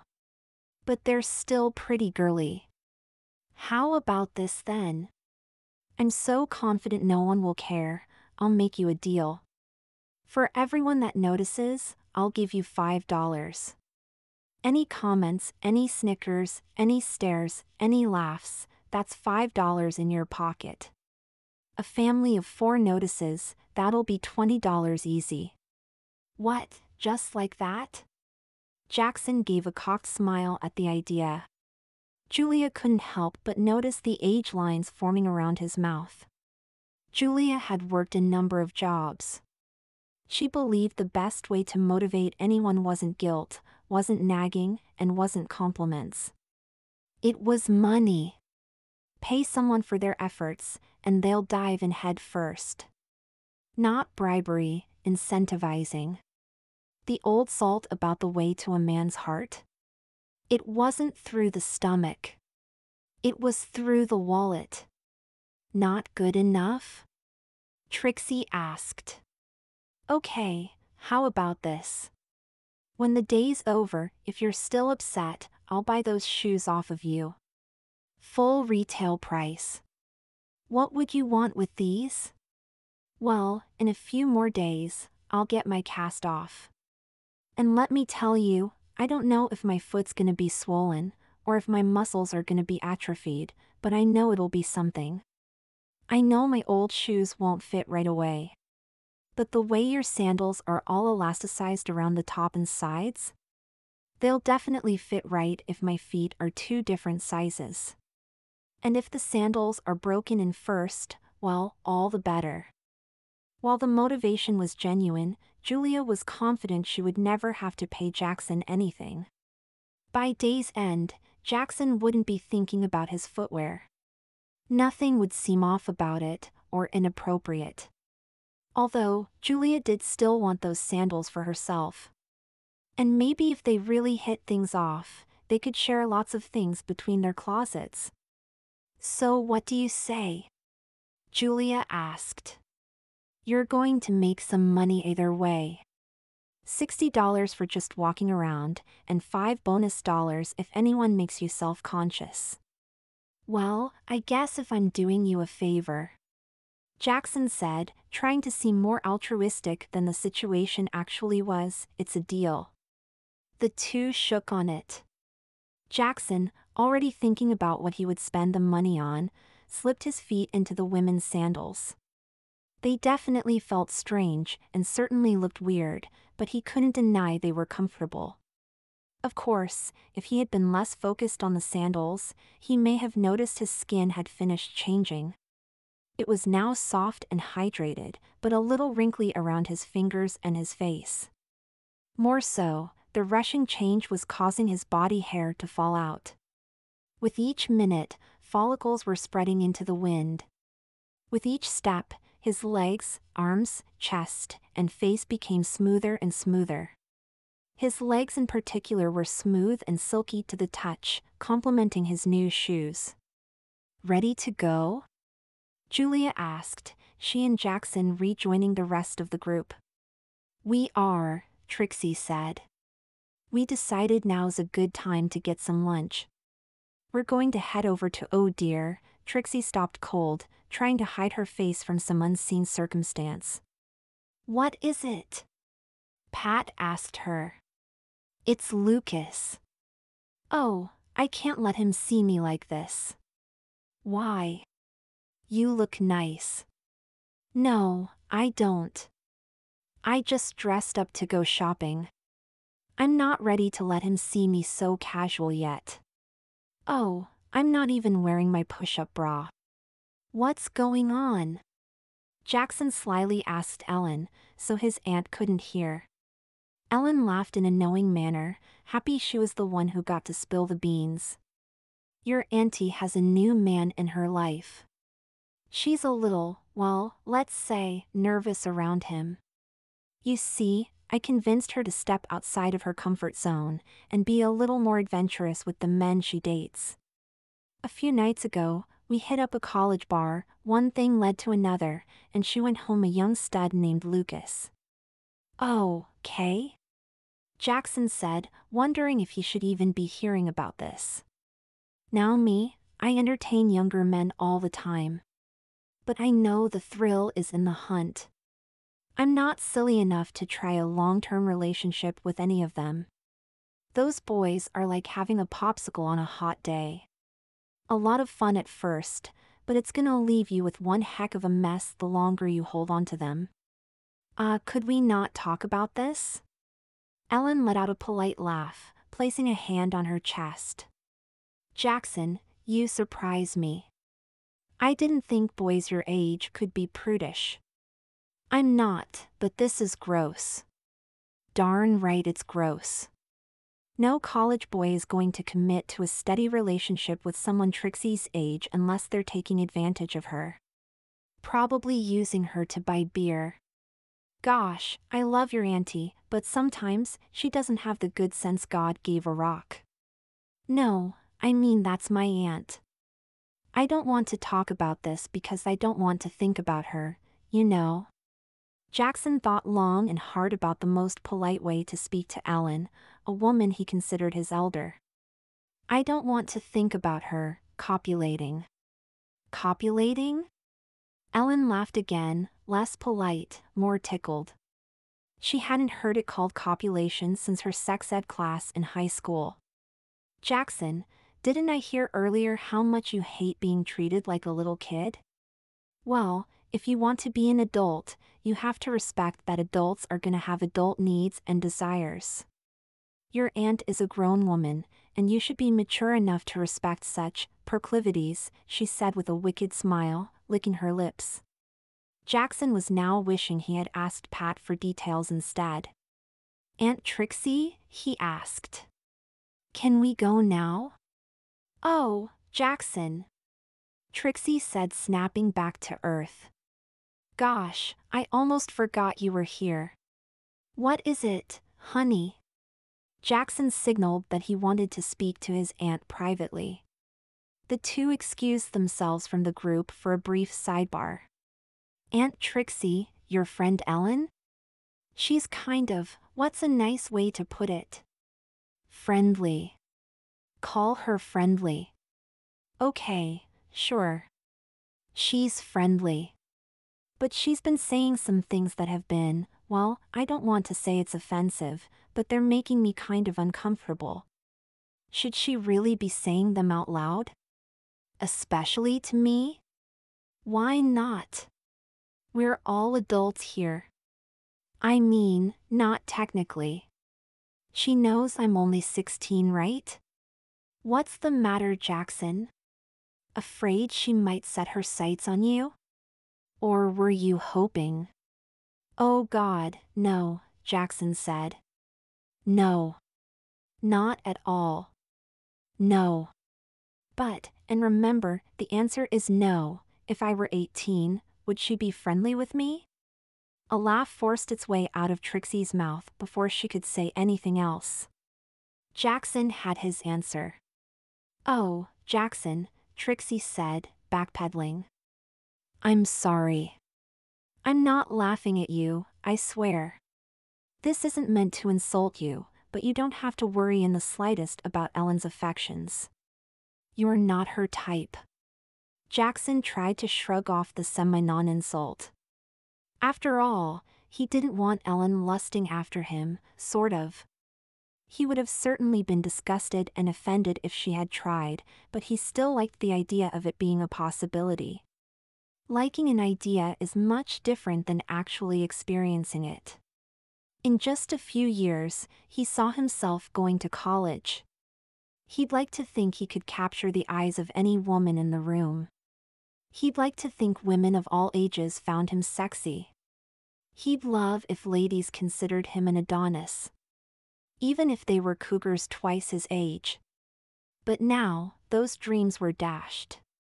It was a bigger fantasy than he ever realized. But since we're on the subject, Trixie said, I need to tell you something important. What is it? Do you see that man over there by the lamppost?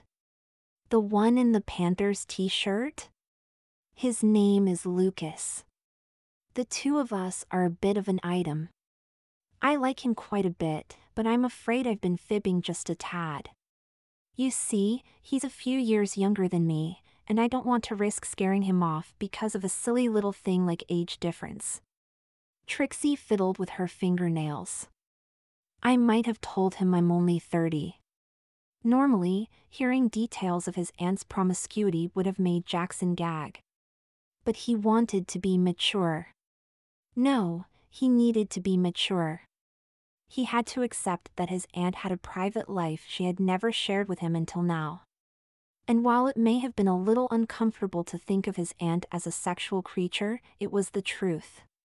His beloved aunt, the woman he was expected to hold in such high esteem and regard, was a cougar. And what's more, not a very good cougar. A very intimidated and nervous cougar, trying out the role for the very first time. It was enlightening.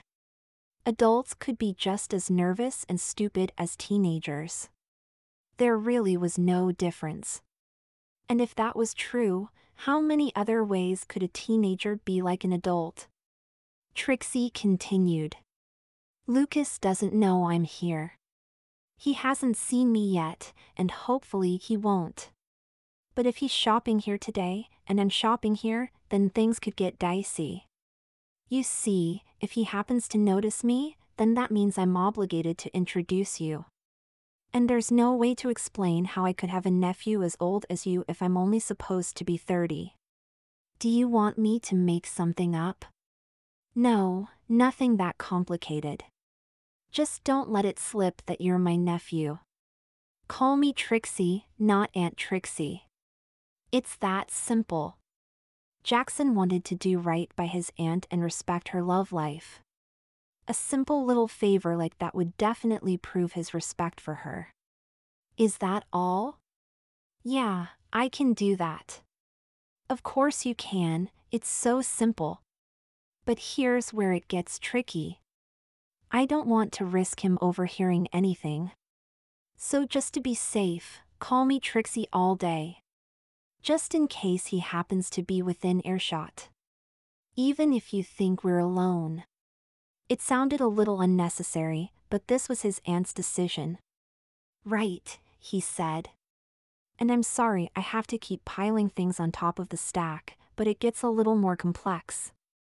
I may have told him that my little sister was in town this week. So be certain not to mention your mother, or that you're visiting on vacation, or that you're staying at my beach house.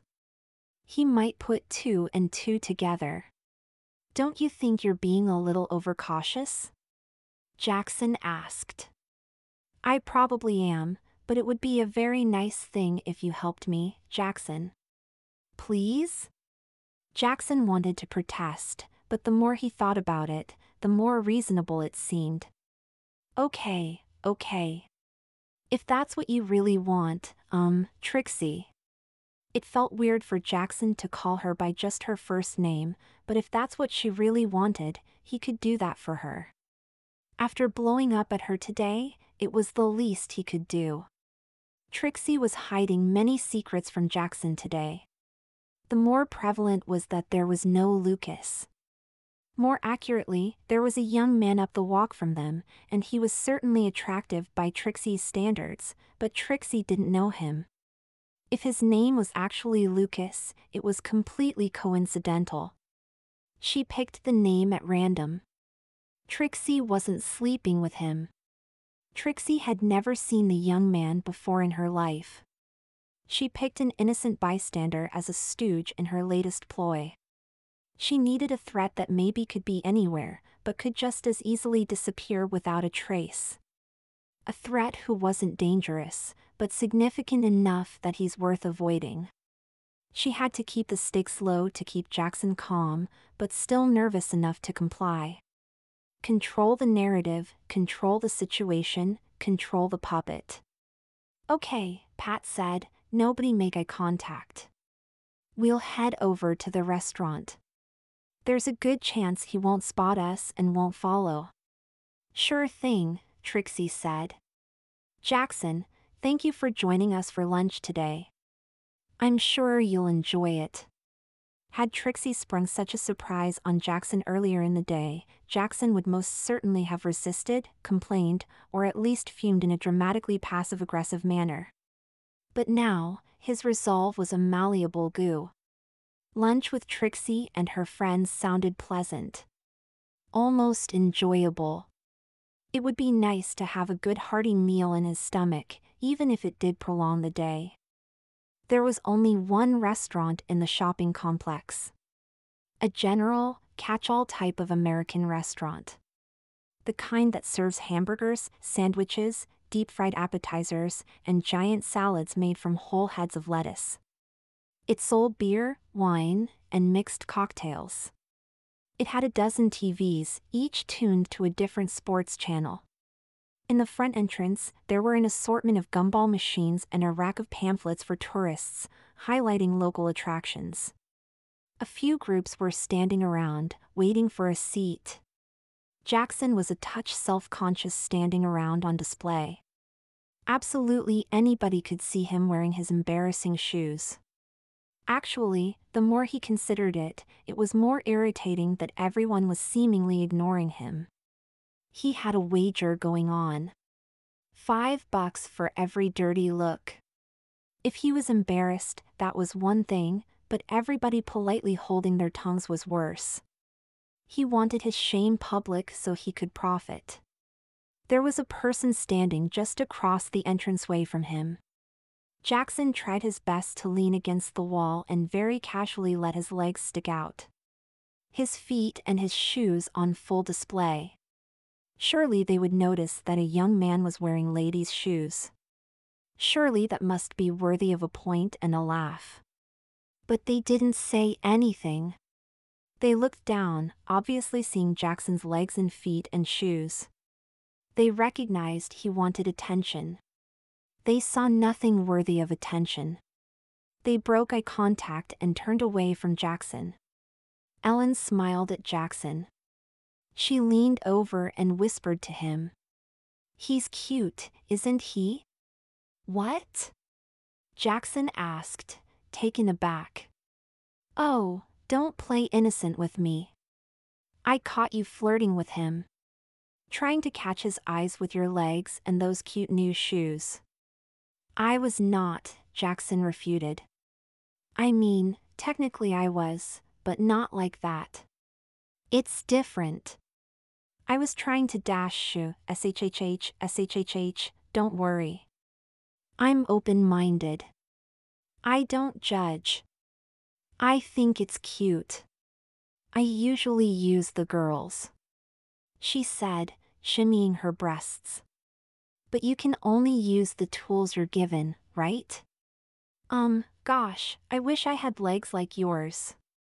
"Ellen, stop. Please." "I don't. I'm not.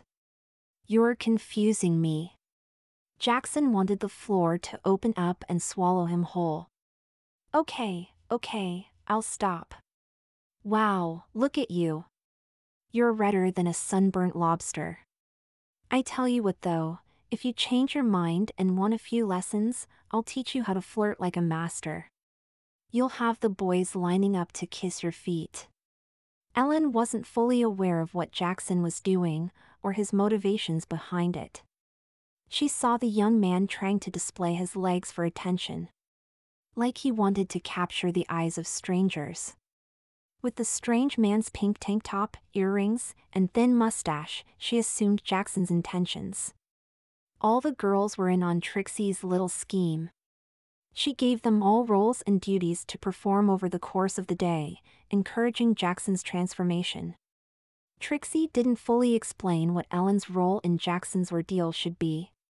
Simply that she should be on the lookout for strange and emerging behaviors, then reinforcing them. Ellen recognized them all immediately.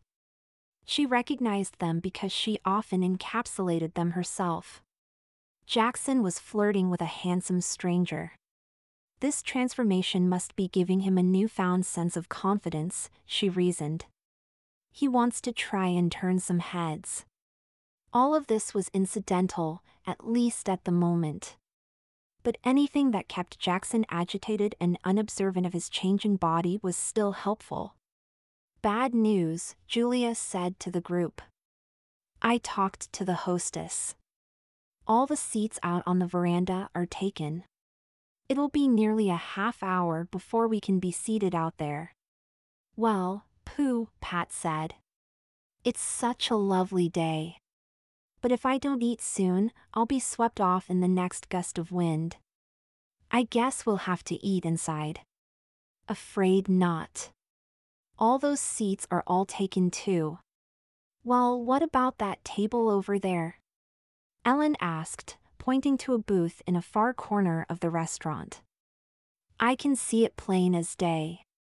No one's sitting there. That's the bar area. No one under 21 allowed. Jackson felt a waft of shame. Oh no. Look, it's fine. You all go eat. I'll meet up with you later. You hush, Trixie said. You've done nothing wrong, and you won't be punished for it. It's their silly rule. And silly rules are meant to be broken.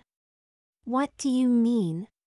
If they won't let anyone under 21 into that part of the restaurant, then we simply won't let them know you're under 21. If they ask, we'll just tell them you're 38. Jackson said with a laugh. Why 38? What's wrong with 38? How come such a specific number? It's less suspicious if it's not a round number. If you told them you're 35 or 40, the lie would be obvious. Okay, but why 38 then? Why not 22? Something closer to my own age? Camouflage. Your age should match our ages. You'll blend in better. Your ages? Jackson said with a cocked smile. So, again, why 38? The ladies erupted in a fit of mock offense, laughing at the impetuous sass of their colleague. Jackson was starting to relax and let his guard down. He was viewing them all not just as Trixie's friends, but as people he could trust. People he could relate and sympathize with. People he could joke around with and gently tease. Friends of his own. You come with us, and you play nice, Ellen said, placing her arm around his shoulders. The group of 5 were led back to the bar area. Nobody questioned Jackson's age or his presence in the bar. The age restriction was more of a formality than a rule. A way to keep rowdy teenagers from sneaking drinks and families with small children from bothering adults. But if a quiet, polite teenager was accompanied by adults, the restaurant wasn't going to deny service. Still, Jackson liked the idea he was working undercover. That he was a spy, hiding in plain sight. He was playing a role and he couldn't let his guard down. He was 38. He had to act 38. He had to behave 38. He had to repeatedly insist to himself he was 38. He started creating false memories for himself, things a 38-year-old would remember. Ronald Reagan was president when he was born. He watched videotapes as a kid. He called the internet things like cyberspace or the World Wide Web. Jackson, are you all right? Julia asked. All the self-imposed mental conditioning was starting to hurt his head. Already, these self-imposed memories were supplanting his real ones. No. I'm fine, really, he said, trying to calm his concerned friend. It's just the heat, that's all. What's the matter? Is it your head? Yeah, he said. It's weird. I was fine just a minute ago. Aw, poor thing. Here, let me see what I can do for you. She rummaged around in her bag looking for the pills Trixie had given her earlier. Here. Take one of these. What are they? Kind of an all-purpose painkiller. I was prescribed them for my foot, but the pain hasn't bothered me in weeks. If Jackson had been in control of the situation, he may have questioned being offered prescription painkillers. But Jackson's brain was overwhelmed. A lot of changes were happening in his head. He didn't know what was real and what was implanted. But he did know he could trust Julia. "Well, at least they're not addictive," he said, swallowing one of the pills. True to Julia's words, the active ingredient was a painkiller. Simple over-the-counter ibuprofen. But like many of the medicines Jackson had been exposed to today, it was combined with another, undisclosed ingredient. Jackson wasn't particularly huge for a teenage boy. He had a rather slim build, and not overly tall or muscular. He was 5 foot, 10 inches tall. Such a height wouldn't be considered unusual for a grown woman. Not abnormal, at worst, they would be a bit on the tall side. They may self-consciously avoid wearing heels or capris. Still, such a height was an outlier. Trixie had an opportunity to improve his physique, making him over into a more average presentation. Every little bit helped. The painkillers were laced with a strain of antiandrogens. These hormones could bind themselves to testosterone, outright nullifying the effects. The lesser amounts of naturally produced estrogen would propagate, softening the body, and gradually changing its composition. If Jackson took the whole bottle of pills over the next month, and all indicators imply he would, his physique would undergo many changes. The lack of testosterone in his body would cause shrinkage in his privates. His body hair would grow slower and less thickly, while his facial hair would stop growing entirely. His vocal cords would tighten, shifting his natural pitch higher. Muscle mass would be reduced, while flexibility would increase. Fat deposits would migrate away from the stomach and instead collect on the hips, chest, and glutes. His clavicle bones would relax, making his shoulders less broad, while his pelvis would begin expanding outwards. As a side effect, the antiandrogens also weakened the cartilage of the spinal column by 5%. A minute reduction wasn't enough to cause the pain or numbness normally associated with spinal compression. Most test subjects during the clinical trial were physically unaware of any changes whatsoever. The only change they recognized was a loss in height. Depending on their original stature, participants had shrunk upwards of 2.5 inches. By Trixie's estimate, if Jackson kept taking his pills regularly, he could easily be reduced to 5 foot 8 inches. Still taller than most of the female population, but he would be able to find clothes that fit at any well-stocked shop. "Why don't you take the whole bottle with you?" Julia offered. "In case your head starts hurting tomorrow." "Are you sure?" "It's a prescription. And an almost full bottle." "It's fine, hun. I have more at home. You need them now. They're yours." "Oh, well, thank you, Julia." A waiter came by and took the group's order. In addition to their lunches, the ladies ordered a pitcher of margaritas to split between them. Although Jackson was thinking of himself as 38, he still felt awkward testing the limits that brazenly. He ordered a water. "So, Jackson," Pat said, making conversation, "Trixie tells me you're graduating high school next year. Any plans for afterwards?" "Oh, absolutely," Jackson said. "I've just about had it with living down here in the South. I want to move up in the world. Seriously improve my lot in life. I want to go where the opportunities are." "And you don't think there are any opportunities for you down here in the South?" "No way. It's all tractor pulls and pig wrestling down here. I need to go where there's, actual learning going on." An uncomfortable silence swept over the table. Pat arched her fingers and used her best mom voice. The kind that implied she wasn't mad, just disappointed. "You are aware there are numerous institutions of higher learning in the South, correct? Some even in this very state. I live here too. I call it like I see it. You rail against the prejudiced and the closed-minded. But don't you think it's a bit ironic to dismiss the South just because of your biases? Maybe, but their graduates aren't exactly inspiring anyone. Look around. I see 3 t-shirts advertising something called the National Hoopin' and Hollerin' Festival. Is that how you measure the worth of a people? By their intelligence? Yes. Yes, I do. And since you think you're so much better than everyone in this state, that must include everyone at this table, correct? Myself included? Jackson realized he had accidentally insulted his friends. He tried to walk it back. I wouldn't put it that way. But you're not denying it, are you? How about we play a little game, Jackson? If you're so sure you're smarter than me, you can demonstrate it. You can ask me anything you want.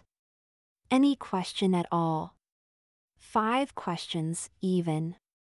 Anything you know off the top of your head. If you can stump me once, I'll let you off the hook. And what if you win?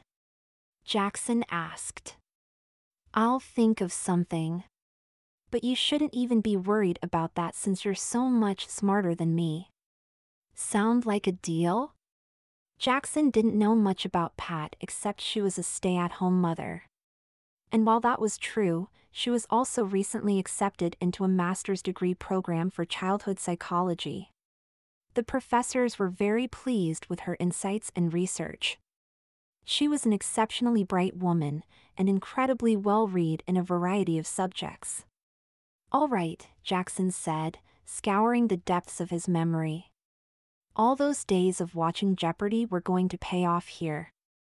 He figured he'd ask something obscure right off the bat, ending the stunt quick. What's the capital of Paraguay? Asuncion, Pat said, not even pausing to think. Jackson tried to think of something harder. Name 3 books by John Steinbeck. The Grapes of Wrath, Of Mice and Men, and Tortilla Flat. Jackson had only heard of the first 2, but didn't want to give Pat the satisfaction of knowing something he didn't. He assumed she was telling the truth about that last one, and didn't press it. He thought of something harder, but his nerves were starting to get to him. How? I mean, what's the tallest building in the world? He asked. That would be the Burj Khalifa in Dubai. Jackson paused. He was wondering how she knew all this. Was she cheating? How would she be cheating? She was getting all the answers so fast. Next question, please, she said, smugly smiling, knowing she was winning. How many know? Who was Nixon's vice president? Jackson asked. Now he had her. He had 2.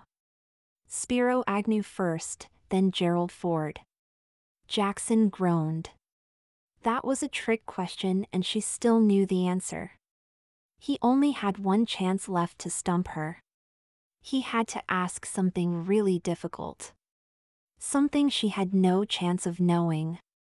What were the odds a stay-at-home mom knew advanced math? Do you know the formula for the area of a sphere? 4 pi r squared. Aha! Jackson yelled, in a show of bloated egotism. It's pi cubed. Booyah! Jackson? Trixie said, checking her phone. That's volume. I'm sorry, I wasn't trying to take sides, I was just refereeing this little game y'all were playing. And pi r cubed? That's the formula for the volume of a sphere. But you asked about area. And Pat was right, the area is 4 pi r squared. That would be 5 questions, wouldn't it? Pat asked, cockily cradling her head in her hands. Fine, fine. What do you want? An apology would be nice, but I think what I really want is nothing. What? I don't want you to do a single thing. I don't want to humiliate you. I don't want you to hate me. I don't want you to feel small and stupid and insulted even though you couldn't offer me the same courtesy. Jackson felt particularly small and ashamed. He wondered if he was blushing. I'm not upset. I've heard a lot of bad things about my life. The words barefoot and pregnant come up a lot. I learned to ignore it long ago. And you're right, an education is a gateway to opportunities. Colleges teach you how to learn, how to work, how to get along with others, how to reach goals, how to prepare. But the subject matter is basically trivia. I've never been to Paraguay. I don't need to know the surface area of spheres. I proved I could learn, that's what's important. And I learned right here, in South Carolina. Yeah, Jackson said, rubbing the back of his head. Yeah, you're right. I shouldn't have said what I did. I'm sorry. I want you to learn, Jackson. And I don't mean just geometry. Where you come from and where you are don't mean nearly as much as what you do with the opportunities. I come from the South, and I live in the South, and every day, I try to make my home a nice place to live. She reached behind her, undoing the clasp holding her necklace on. Jackson hadn't noticed it until now. A silver chain had been resting on her neck, mostly hidden by her shirt collar. There at the center was a small charm. A round bauble emblazoned with the year 1889, the letter C, and the famous symbol of South Carolina, the palmetto tree. If you'll do me a favor, why don't you take this along with you? Anytime you feel down or disparaging about people from the South, you just take a look at that and remember that it's not all, how did you put it? Hog wrestling and tractor pulls? The necklace was a little souvenir Pat picked up the last time she visited her alma mater. It only cost $8, but was a tasteful little memento of her time at Clemson University. Clemson. Jackson remembered reading a bit about Clemson when he was researching colleges. It was one of the top 50 universities in the country. He wasn't considering it, but it caught his eye. It wasn't as prestigious as someplace like Princeton or Caltech, but still, it was a respectable name. What are you interested in? Julia asked. Sorry, if I could just steer the conversation back to colleges. What did you want to study, Jackson? Given it some thought? Oh, I've had some ideas, Jackson said, still holding the necklace. Mostly, I'd like to study business. You know. For practical purposes. Business, you say? I see. So you have a career path lined up? Well, no. But with an MBA I could work anywhere I wanted. Julia rolled her eyes. Oh, I'm sorry. I'm sorry, it's just that sometimes I forget nothing. It's not important. What? Well, I hate to burst your bubble, but a business degree isn't even the bare minimum to get a job anymore. Unless you have experience, certifications, and connections, an MBA is about as useful as a chocolate teapot. I need experience to get a job? But how am I supposed to get experience without working? Julia took a drinking straw off the table and tapped Jackson on his shoulders. I hereby officially welcome you to the tragedy that is adulthood, she said, knighting the boy. Well then, what am I supposed to do? Jackson asked. His entire future had just unwound in 15 seconds. Forget a career path. That was an idea from a simpler time. Back when things made sense. Right now, college exists for vested interests. Personal pursuits, you know? Prove that you can learn, and prove it while learning something that you love. Now come on, pretend you were never going to work a day in your life. What would you study? Jackson thought. He really thought.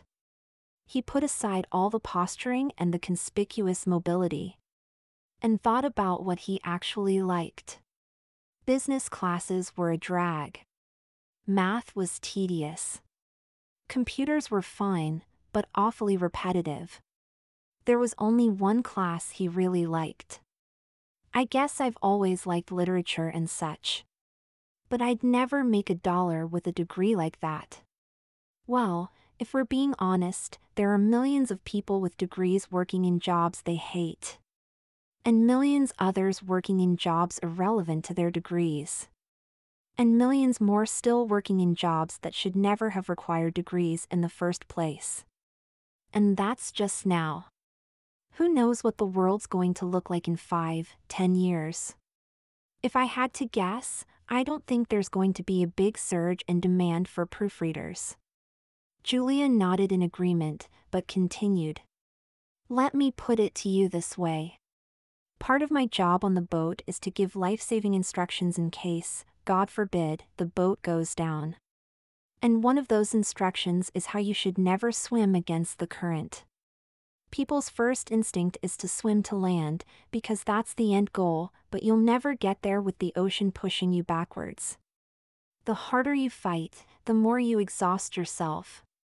Just relax, swim across the current, and then when things slow down and you're safe, you'll find the opportunity to reach land. So you're saying I should just be happy and wait for the opportunities to present themselves? Huh. That's good advice. Even if this were a normal day under normal circumstances, Jackson would have taken Julia's words seriously. He had been so focused on the idea of success and goals, he never took a moment to really understand what he was striving for. Only how he'd get there. He wanted to be successful so that he'd be happy. But why should he make himself miserable just so he could happy? And worst of all, there wasn't even a guarantee he'd find happiness after all that misery. He heard countless stories of student loan debts and underemployment and people disenfranchised to the point of depression. How or why was he any different than them? Some of those poor folks were entering their 40s. They had the same exact problems for close to 20 years. They had the same problems teenagers were having now. All of them, with no answers and no sign of relief beyond hope and empty political rhetoric. How strange to be living in a world where there was no difference between being 18 and 38.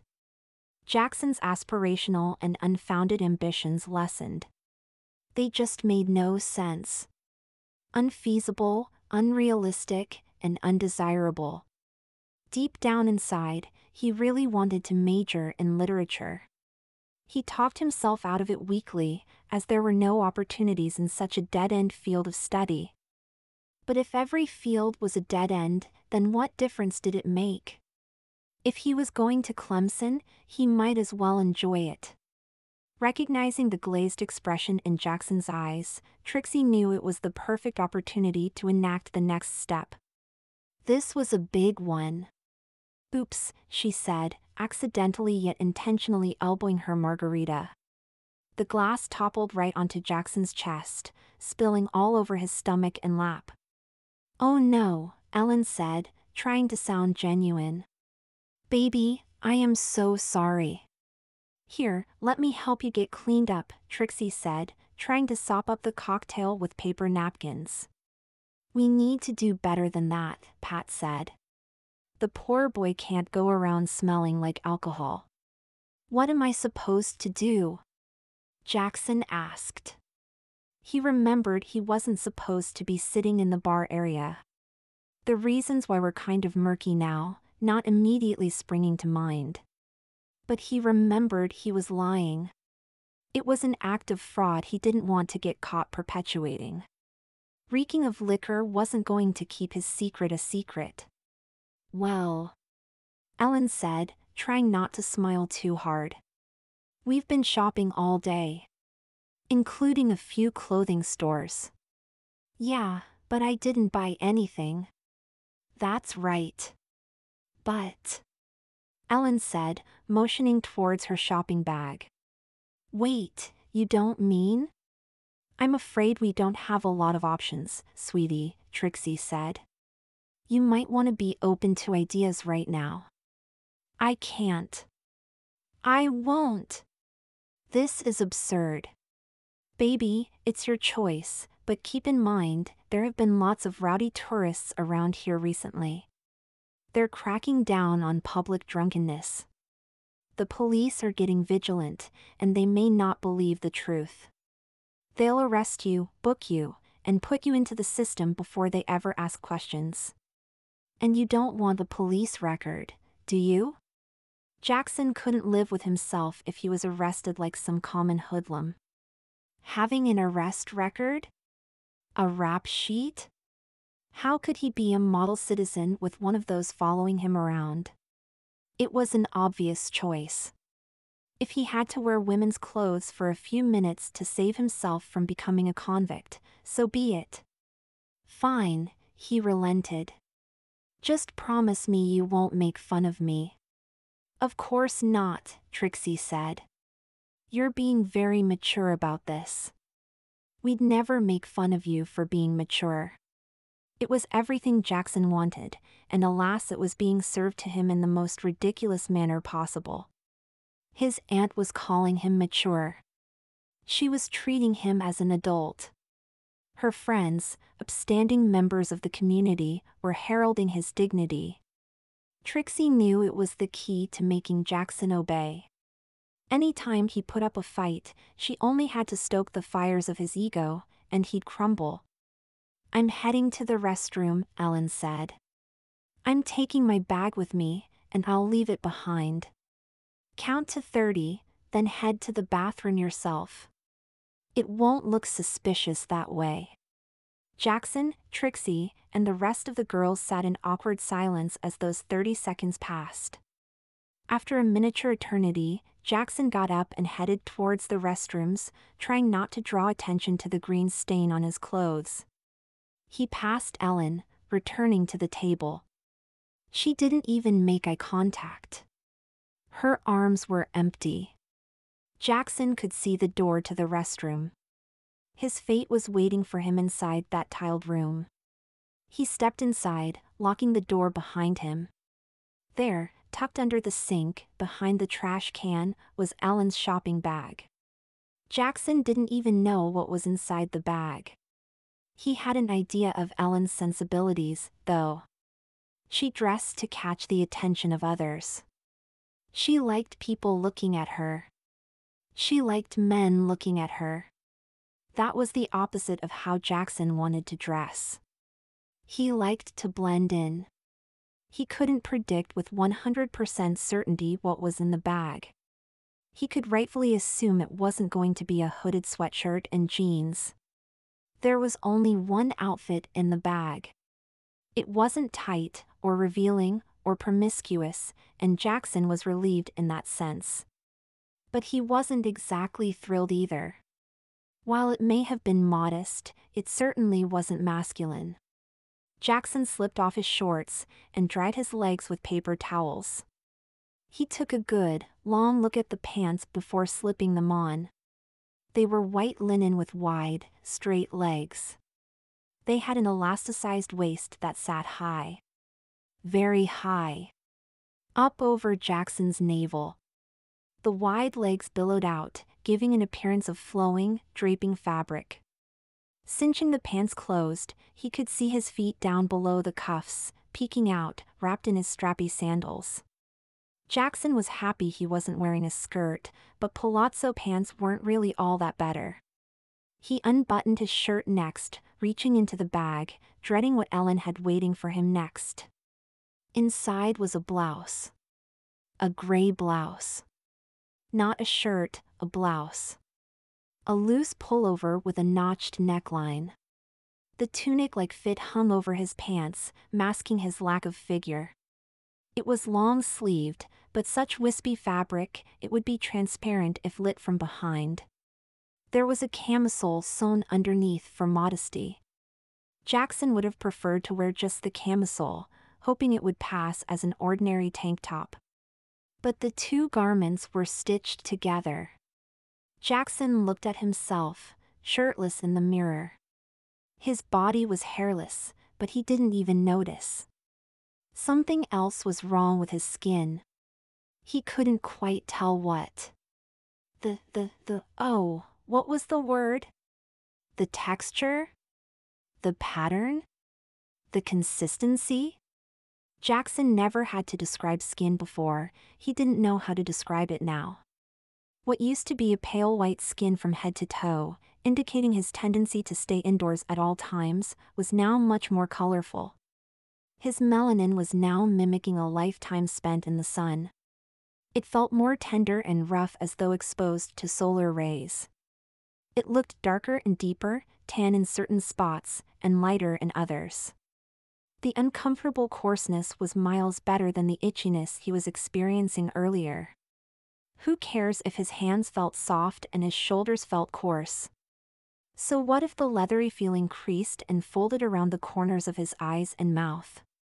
What difference did it make if there was a little extra bagginess on his neck? Most prominent of all were the dappling of freckles Jackson now sported. Across both cheeks and across the bridge of his nose.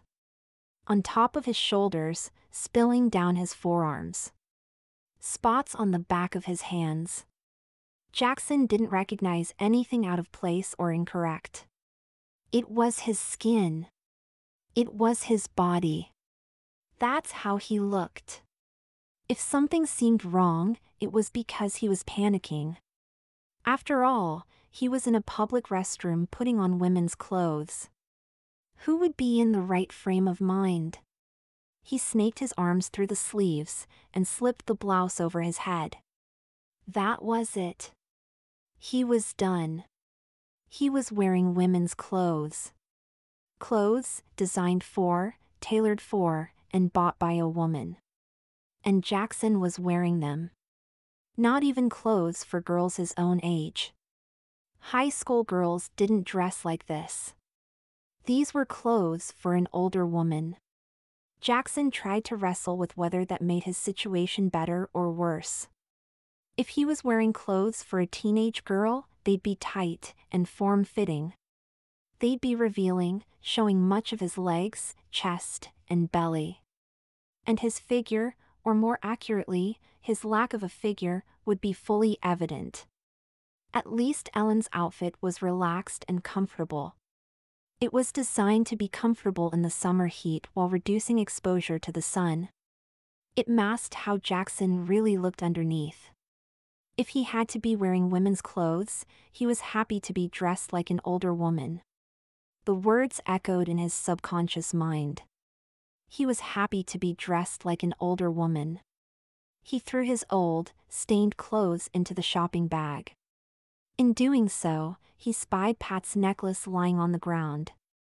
It must have fallen out of his pocket while he was changing. He could have lost it easily had he not been careful. How was he going to carry it around now? His current outfit technically had pockets, but they were so shallow. He couldn't store his wallet, phone, keys, lotion, painkillers, and the necklace in there. Most of his belongings were large, and he could keep track of them easily. The necklace was so small and so personal, he couldn't risk losing it. He sighed in defeat when he realized what he had to do. There was nowhere else to put it. It was a necklace after all, and there was only one logical place to wear a necklace. He slipped it around his neck and fastened the clasp. Jackson took a deep breath and readied himself. He made sure he didn't smell like tequila and had no visible stains on any part of his skin. He made sure his necklace wasn't too prominently displayed and his clothing wasn't bunching up anywhere he couldn't see. No. There was nothing improper about his appearance. He couldn't stall any longer. He grabbed the bag and kept his head down as he walked back to the table. The ladies all stopped mid-conversation as they saw Jackson approach the booth. "Well, let's get it over with," he told everyone. "Get what over with?" Trixie asked. "This. All of this. The blouse, the pants. I'm cross-dressing." Start laughing. Get it over with. Start telling me I look pretty. Start teasing me and making me miserable. Honey, why on earth would we ever do that? Trixie asked, with the same inflection as if Jackson asked her if she ever ate a tree. It's not like you asked to try those clothes on. You had an accident. This was your only recourse. Pat said. It's not your fault. Why would we make fun of you? Julia said. Besides, those are my clothes, Ellen added. If I made fun of them, I may as well make fun of myself. Jackson let out a sigh of relief. In high school, people preyed on insecurity and misfortune. One misstep, one transgression, one faux pas, and you were branded. But Jackson was a long way from the halls of high school. He was with adults now. And of the two, he liked socializing with adults far better than teenagers. You're right, Jackson said. I guess I just assumed the worst. That's all right, Trixie said. We know you're uncomfortable, but you're among friends. You can trust us. The ladies were friendly. Much nicer than his friends back at high school. There, they only cared about teenage frivolities and social status. This must be what actual friends were like. People who would care about your well-being. People who wanted to spend time with you. People who were willing to bend the rules to accommodate you. People who were willing to give the shirt off their back, or at least the one in their shopping bag. Not like those high schoolers he used to know. And high school was feeling like it was miles away. Years away, even. An artifact of a far gone, past life. How do the clothes feel? Ellen asked. Not too tight on the shoulders? No, it's comfortable, Jackson said. Except for, well, what? Trixie asked. It's just that I have my wallet and my keys and my phone and stuff. And the pants have pockets, but not big ones. I can't fit all this stuff in there. Julia reached under the table. Say no more. I have something that can help. Though I should warn you, you might not like the idea at first, but since you're already dressing the part. Oh, now this is too much, Jackson protested. I can't. Honey, I know carrying a bag around might make you a touch self-conscious. It's not that, Jackson said, already forgetting that carrying a purse wasn't the significant issue it should be. You all have been so generous today. You've given me so much, and now you're trying to give me even more. You're making me feel like a leech. A leech? Honey, sweetie, my poor baby, you're no leech, Trixie said, cradling Jackson's head and resting it on her chest. Jackson couldn't remember the last time he received such a tender show of affection. We're happy to help you out. It's just the type of people we are. We love helping people. We love giving till it hurts. We love being accommodating and nurturing. That's what Southern hospitality is all about. The words sliced through him like a saber. After everything he did and said, here he was, literally in the embrace of four of the nicest people he'd ever known. And what was the secret of their success? Being nice. And why were they so nice? Because they were Southern girls. The South. The place he had admonished and scorned so heavily for years. He was so wrong and so narrow-minded. Sure, there may be a few bad apples, but if nice people like Trixie and her friends came from the South, surely it's a place worth loving. Yes, indeed. Where else but the South could you visit the mountains and the beach on the same day? Where else were there fireflies and June bugs at every picnic? Where but the South could you get a nice piece of chess pie and an extra tangy pulled pork sandwich? Why would he ever want to put up with icy cold blizzards in the winter? If he left, he'd miss the Bojangles and crystals and the waffle houses. He'd miss the antebellum architecture and the Spanish moss on every tree. And darn it, nowhere else on God's green earth could he get a bowl of shrimp and grits. This was his home. Try as much as he might, he belonged here.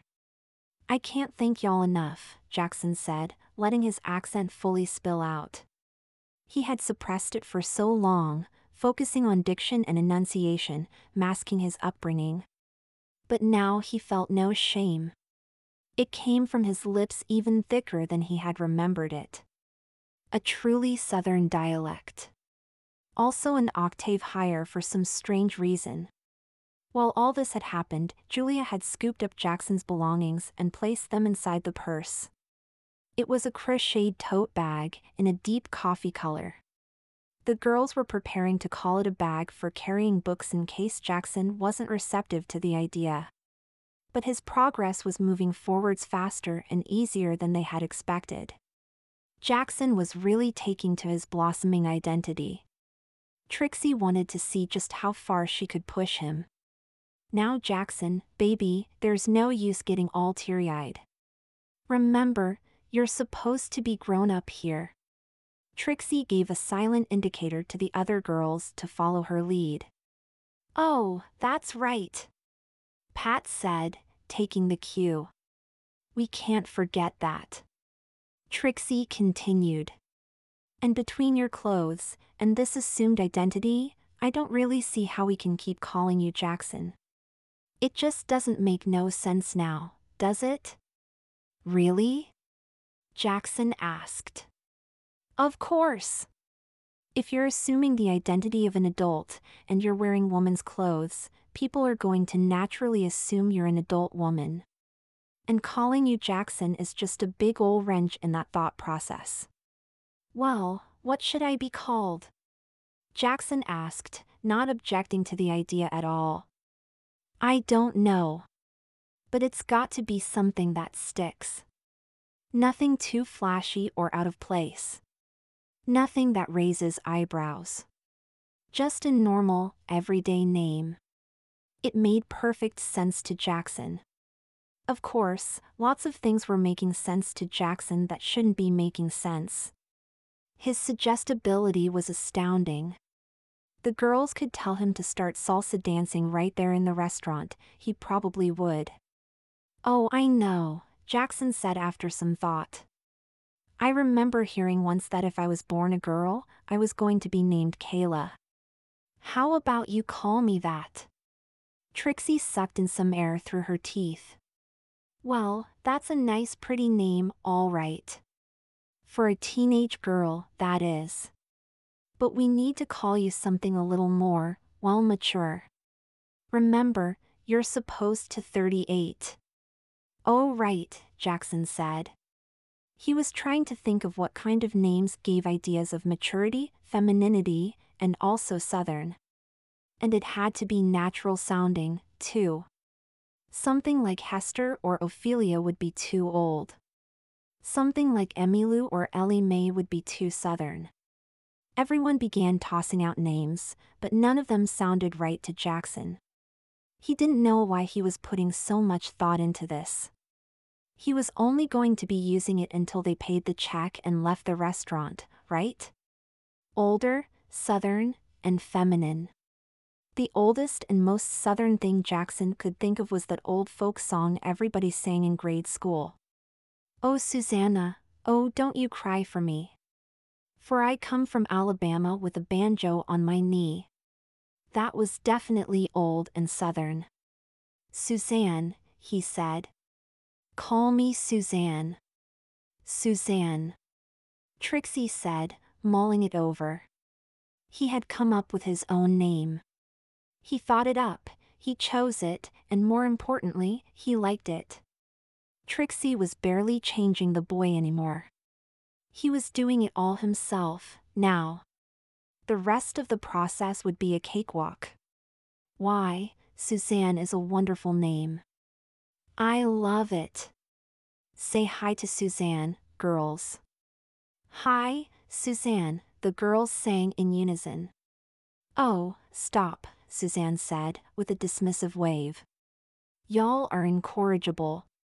If he had to play the part, he might as well have fun with it. The five ate their lunch with pleasant conversation and high spirits. Suzanne was a touch confused when the waitress delivered her a bowl of spinach salad and a glass of iced tea.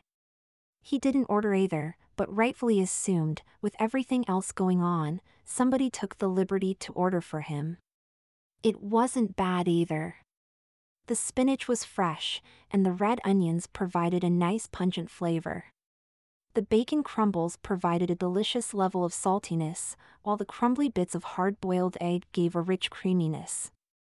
All of it was brought together with a rather piquant balsamic dressing. So acidic, Suzanne had no idea it had another drug, slipping her body deeper into womanhood. Jackson was a fit young man. Not muscular, but still thin. He was young, and his metabolism was still fast. He could eat a whole pizza and a six-pack of cola and not gain a pound. Which is certainly a nice trait to possess, but a bit unusual for somebody in their late 30s.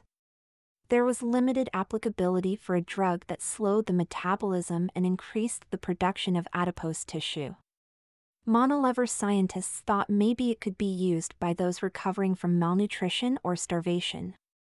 Or maybe it could prepare soldiers and sailors who needed to survive long stretches of deployment without viable food rations. If Suzanne was to start gaining weight naturally, it would begin collecting it on the waist. But in conjunction with the other hormones in her bloodstream, Trixie could direct the tissue instead to Suzanne's rear, hips, and thighs. It wouldn't be an instantaneous process. It would take months before the matronly pear-shaped figure began to develop, just like his developing breasts. Once it happened though, no one could tell without an X-ray he didn't have a pair of natural birthing hips. The iced tea was a pleasant experience.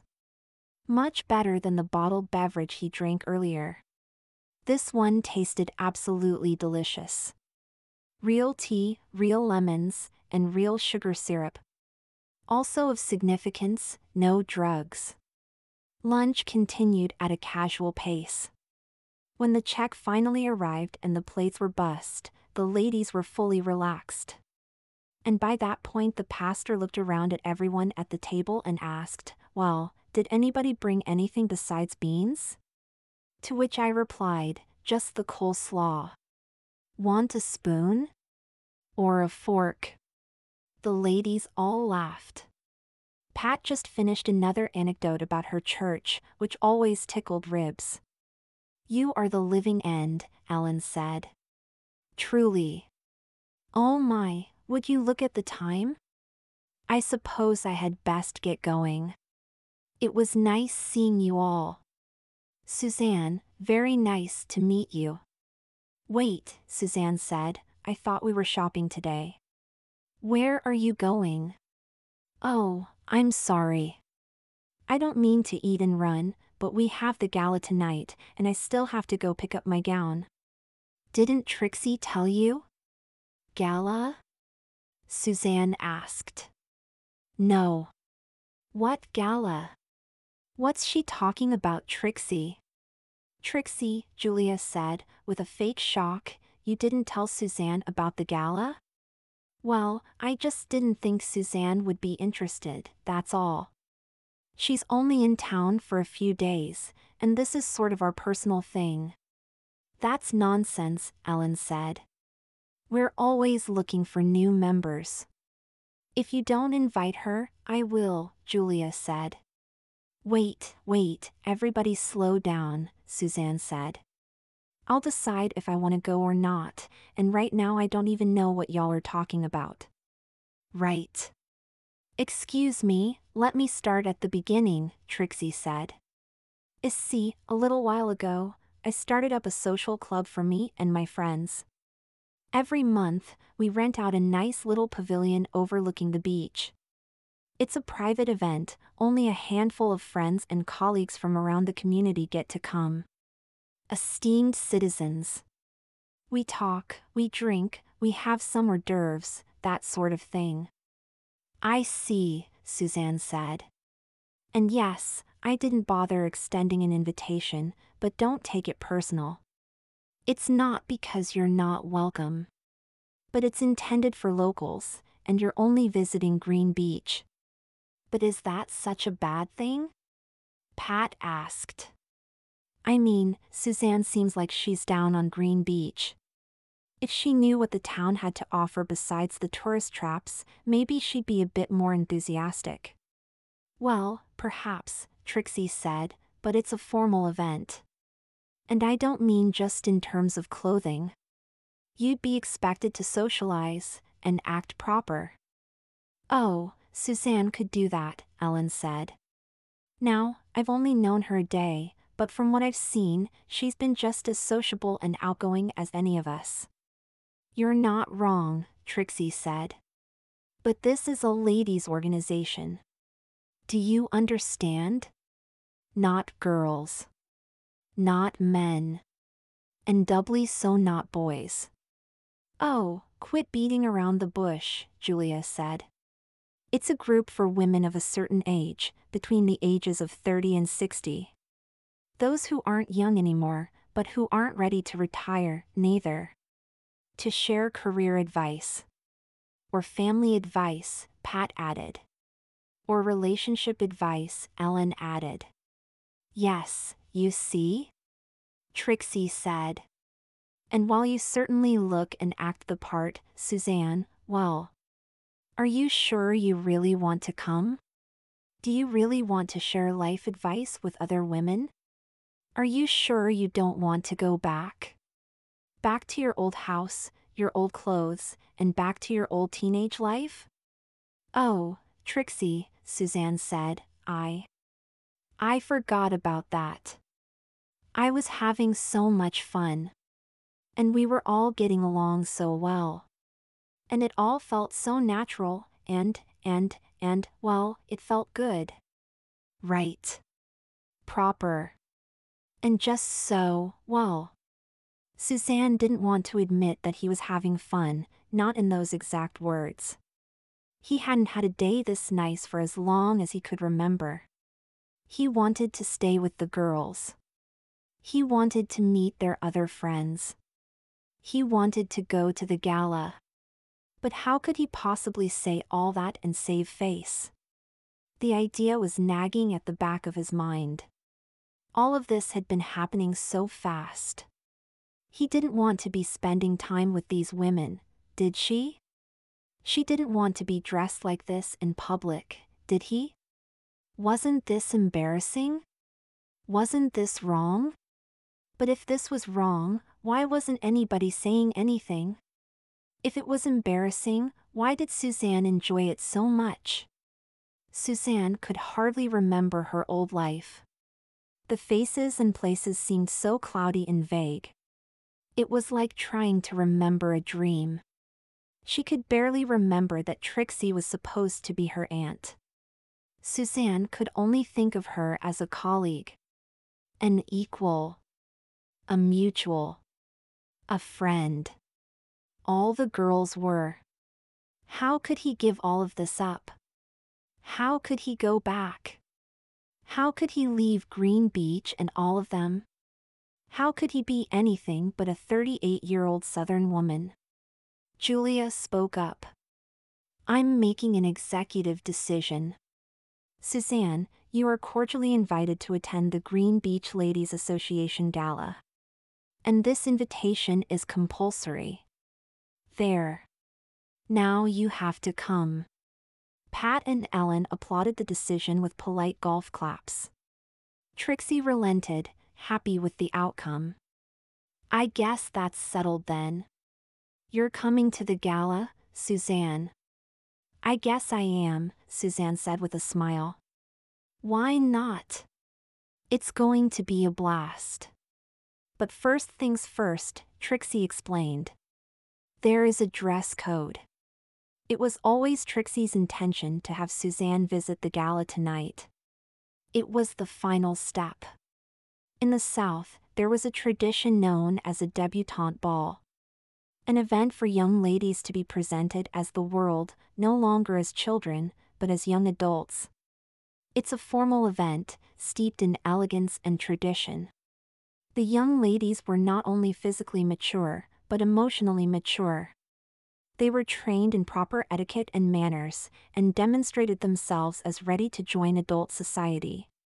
The Green Beach Ladies Association was designed to resemble a debutante ball as closely as possible. There was a dress code, and that dress code consisted of 5 rules, all of which Suzanne was soon to learn. The first rule was, all in attendance must wear a gown. The style and color was up to the attendee. As Trixie described it, wear something nicer than your Sunday best, but not as fancy as Derby Day. The only inarguable detail was that it must be a knee-length or T-length gown. There was something fun and girly about a hemline that ended between the knee and ankle. Not overly stuffy and pretentious, but not risque and showy either. Before Suzanne could visit the dress shop, she needed to stop somewhere else first. While she may have been dressed as a woman with her blouse, pants and shoes, she wasn't exactly ready to visit a changing room. She had been wearing the same boxer briefs that Jackson had been wearing that morning. She needed her own undergarments. Suzanne had no plans to, as Ellen would put it, entertain a gentleman, so she didn't need anything fancy. Especially in this heat. Just a simple set of cotton panties and a bra. A quick stop at a department store provided a 6-pack of bikini-cut panties in various colors and patterns. For her inaugural wearing, she wore the pair with blue and white stripes, and a deep blue band around the waist. Suzanne carefully tucked her shameful secret between her legs, keeping it in place with the snug fit of the panties. For bras, Suzanne bought a 3-pack in black, white, and tan. She wore the white one today for coordination's sake. Each bra was a 36C. While the bras themselves were a blend of cotton and spandex, they still had a silky texture and feel that made Suzanne feel particularly feminine. There was a jolt on her nipples as they first made contact with the material. Suzanne reasoned it was static electricity, but it felt magical. Suzanne would develop her own breasts in time, but not before tonight. A small tragedy, but science can only do so much. For everything else, consumerism supplies. Trixie gifted Suzanne a set of falsies to insert into her bra for the time being. As she developed, Suzanne would use her own prudence to decide when to wear them, and for how long. It was a beautiful sight seeing Suzanne stretch and pose in front of the mirror, captivated by the sight of her own breasts for the first time. Trixie and Tanya did the same thing when they were little girls, blossoming so long ago. The family resemblance was there, even if it lay dormant in Jackson's tragically male DNA. It was a shame he wouldn't be family much longer. Trixie gently reminded Suzanne they were on a schedule. There would be plenty of time for posing when she got home tonight. For now, she needed to complete her undergarments. Trixie gave Suzanne a pair of control-top shapewear. They were an extremely stretchy pair of shorts that contoured and compressed. They looked like a pair of bicycle shorts, except they were a neutral, almost sheer, skin color. Most women Trixie's age wore shapewear to shape their body into a more desirable shape. The name was a touch obvious in that regard. After a few decades on Earth, gravity begins taking its toll. Things begin to bulge or sag, and shapewear props everything right back to where they belong, or smushes them out of sight so no one can see. This particular set of shapewear had pouches to house padding in strategic areas. Much like the falsies she wore in her bra, these pads gave the impression Suzanne had hips and thighs. And also like the falsies in her bras, Suzanne would only need this padding for a few months. Between the pads pushing her rear out and the control top forcing her tummy in, Suzanne now had a woman's figure. Now she was ready to go dress shopping.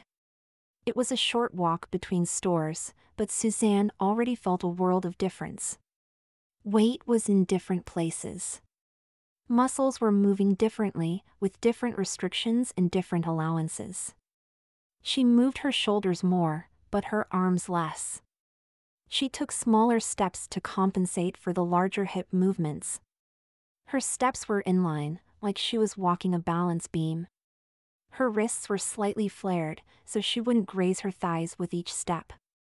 Her purse hung at the perfect length, just below the breast, just above the hip, right into the curve beside her stomach. At the dress shop, Suzanne was presented with a whole world she had never known. Descriptions and terminology which were completely alien to her. She just wanted a dress for tonight, she wasn't expecting anything so complicated. She didn't want to waste everyone's time learning the difference between A-line skirts, and empire waists, and halter tops, and peplums. But the ladies insisted. They wanted to see Suzanne try on multiple styles and colors. Seafoam, lilac, wisteria, eggplant, azure, mother of pearl, coral, dusty rose, carnation. Suzanne was barely positive these were actually colors. And the most ridiculous part of all, Suzanne didn't even feel strange about this. Here she was, playing fashion model to a bunch of women, all telling her how pretty she looked. 8 hours ago, this would have been a nightmare. Now, her only concern was she was being too indulgent. That she was trying on too many dresses. That everybody else had better places to be than entertaining her. But the appreciation was real. Everybody was happy to see Suzanne engulfed in the world of fashion. She didn't look great in everything, but that was the point. She had to learn how to dress to her body type, and she had to learn what colors looked best on her. It took a while, but the 9th dress she tried on was the one she fell in love with. As was Trixie's order, it was a tea-length gown. It was an asymmetrical, ruched gown whose chiffon fabric flowed with every step. It had lace, 3/4 sleeves with gentle beading that made Suzanne feel delicate. It had a V-neck, putting Suzanne's cleavage, or the illusion, on full display. It was in a heavenly champagne color that looked both classy, but vibrant. Suzanne knew she had to have it. Nothing else she could try on today could make her feel how she felt here and now. This was her gown. It was made for her. She knew it. The second rule for attending the gala was a hat. All in attendance must wear hats. The accessory was a touch old-fashioned and outdated, but not without purpose or merit. Anyone wandering by or hoping to gatecrash the gala would not be readily aware of this necessity. Even if they correctly assumed a formal dress was required, how would they ever guess about needing a hat? Excepting baseball caps and other such casual fare, what average woman left the house with a hat? These gatecrashers would have to know where to find a fascinator, how to care for it, and how to properly coordinate it with their outfit. By the time they did all this, the gala would be over. More important than that, the hats were symbols. A dress was the most iconic piece of wardrobe for a proper Southern lady, but a formal hat with a wide brim was the second. It evoked memories of tea gardens, horse races, and church socials alike. It was a tad ostentatious of a request. Hats weren't exactly cheap, and it's not as though the ladies had numerous opportunities to wear them anywhere else. But Trixie reasoned to herself that wearing a hat was a reasonable compromise. However inconvenient it was to wear a hat, it paled in comparison to wearing a hooped ball gown straight from the pages of Margaret Mitchell. The millinery shop didn't have the largest showroom, but Suzanne was still able to find something nice. A beautiful brimmed headpiece in a light cream color. Topped with ribbons and a floral accent, Suzanne knew it would make a wonderful statement. When she tried it on in the mirror, she suddenly recognized an overlooked problem. Her hair was still short. Not short like Ellen's cropped and layered bob. And not short like Pat's conservative, matronly pixie cut. Suzanne still had a man's haircut. There were discussions about what to do with such a problem. Maybe the hat would disguise the hair completely. Maybe she should consider a bigger hat. Maybe enough teasing and gel would make it look feminine. But of all the ideas offered, it was the store clerk who came up with the definite solution. There wasn't a huge market for hats. She had to diversify to keep her store afloat. In addition to hats, she also sold wigs. Suzanne and Trixie perused what was in stock. They found 2 wigs that matched Suzanne's hair color identically. Both were shoulder length, parted in the middle.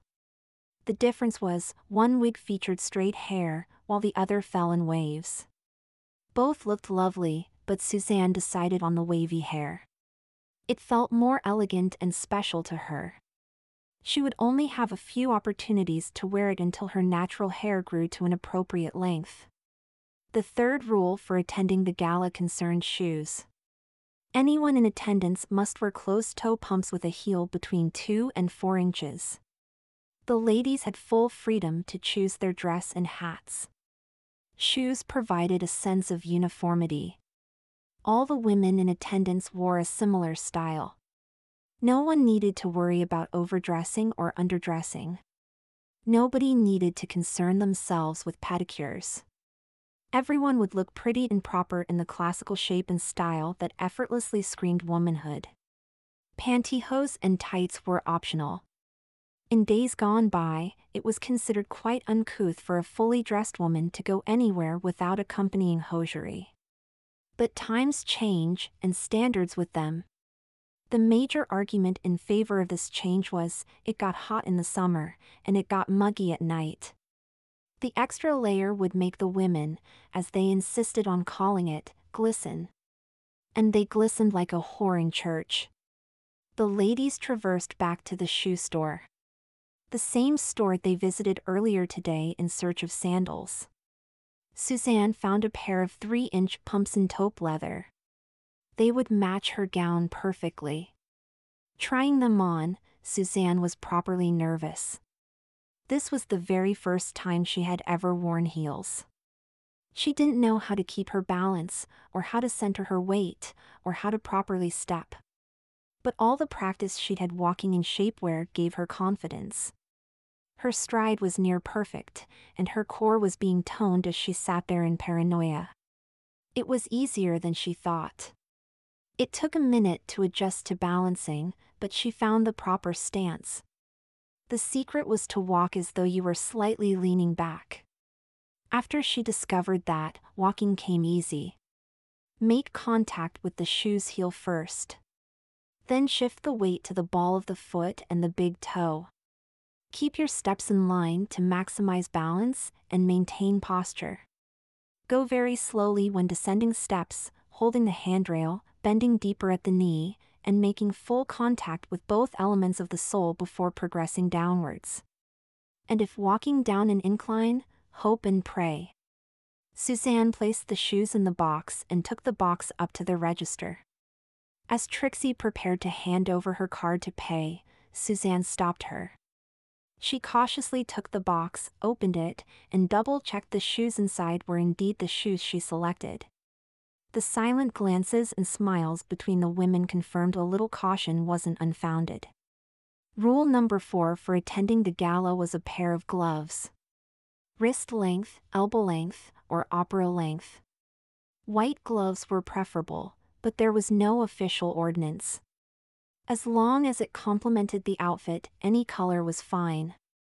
The simplest purchase of the bunch, Suzanne found a pair of white gloves in her size that sat at her wrists. Any longer, and they would abut the sleeves of her dress. If asked, Trixie would claim gloves were a signal of opulence. Tonight was a night where you showed how dignified and respected women deserve to be. There was no labor, no sweat, no dirt, no grime. Whoever you were, whatever you've done, tonight your hands were immaculate and clean. The gloves were a signal that at this event, you deserve to be treated and seen as royalty. Anyone can wear a dress. To wear a pair of spotless, unblemished gloves was a signal of purity in the soul and spirit.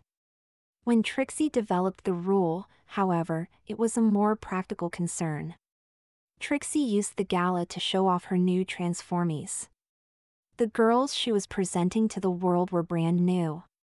Some had only been women for only a few days. In Suzanne's case, only a few hours. The chemicals had barely any time to work. While certain characteristics could be hidden or accented with padding or shapewear, the hands had no such privilege.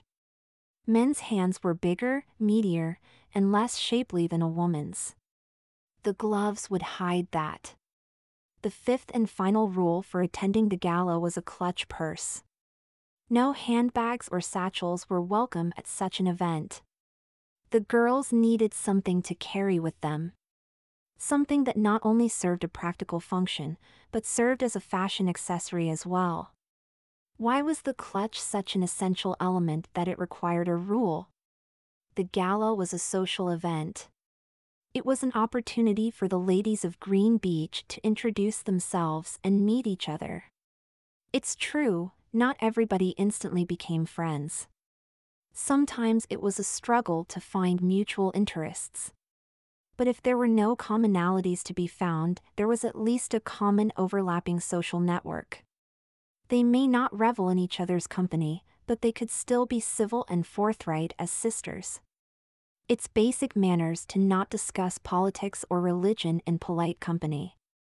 Some of the ladies leaned very hard into their conservative upbringing, while others fought hard to serve the community and make the world a better place.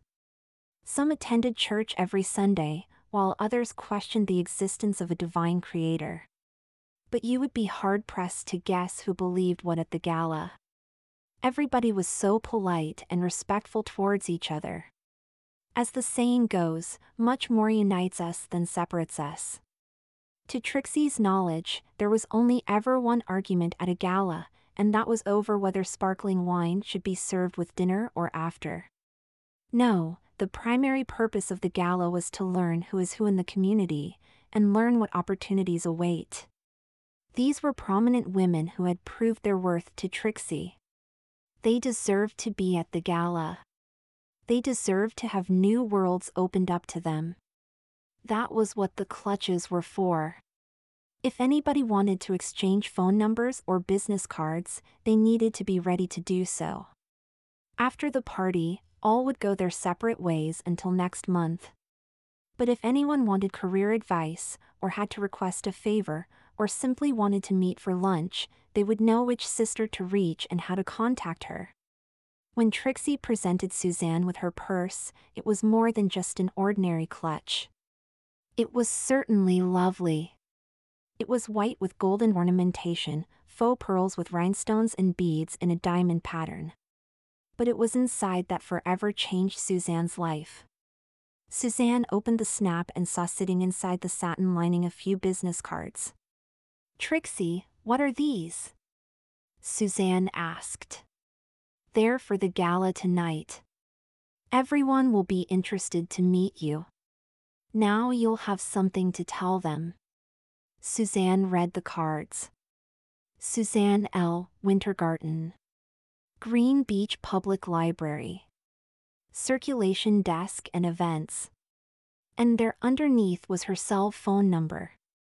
She stared in silence, her eyes as big as the moon. What and how? Were all that Suzanne could say. Trixie smiled as she took advantage of her confusion. "Well, honey, you're an adult now. And adults have careers. I know you have an affinity for reading, so I pulled some strings, and surprise. Now you work at the local library." Trixie, oh no, no, no, no. This is going too far. This is getting out of control. I can't. I can't. It's all too much. I can't have a job. I don't live here. I'm still in high school. What are you talking about, dear? Of course you live here. I've been to your apartment. I helped you move in. No. Stop it. You're confusing me. You're very popular over at the library. Everyone loves all the effort you put into the children's programs. That Lucy Maud Montgomery event you put together last month really made the kids happy. Oh, all the girls looked so cute in their Anne of Green Gables outfits. So nice of you to read to all of them. Though that Canadian accent of yours needs a little work. I'm not a librarian. Quit it. Well, not yet. You're not a librarian. Technically, that is. You're only working the circulation desk. You're still working on your master's degree in library science. No. Stop saying that. I'm still in high school. High school? Oh, honey. We should all be so lucky. I know you've been to college. Look, you're wearing the necklace right now. This isn't mine. Pat gave this to me. Of course she did. You were classmates. The two of you pledged together. That's how you met. In fact, as I remember it, you were the one who introduced me to her. Suzanne's hand reached up to her necklace. She forgot she had it. She forgot when she put it on. Was it possible that she forgot about college too? No, this was ridiculous. She only met Pat today. And she knew she never went to college. She was too young. She was only 38 years old. No. That wasn't right either. She was much younger than that. Wasn't she? She was. Oh, she couldn't remember anymore. There were lies, and there were false memories, and there was deception, and there were fabrications. What was real anymore? Was anything real? Suzanne was about ready to cry. Nothing was making sense. She got all caught up in the energy and excitement of girl talk and shopping and the gala. She had lost her grasp on reality. Was Trixie lying to her? But why would her best friend lie to her? Trixie, she winced through gritted teeth, fighting back her tears. Should Trixie said, bringing her long-departed nephew in for a hug. The two women stood in silence, just listening to each other breathe. I know this is scary, Trixie said after a few breaths. I know you must be very confused right now. But it's almost over. What's happening to? Don't mind any of that. Just let go. Make it stop. Everything's okay, darling. You're not going anywhere. You will always be you. You'll think different and act different and feel different, but you will always be you. A better version of you. A fresh start. One with friends and influence and respect. Isn't that what you've always wanted? Euphoria rushed over Suzanne like a silk scarf. Everything Jackson ever wanted was within his grasp. He could have it all, but only if he used Suzanne's hand to grab it. Trixie stroked a strand of Suzanne's hair. I'm lucky. I was around to see you born twice. I loved you as Jackson, and I'll love you as Suzanne. You are a wonderful person, and I would never let anything bad happen to you. Aunt Trixie, I'm scared. Then you have to let go. Let go of it all. Everything. Any memory. Any thought. Any doubt. Any concern.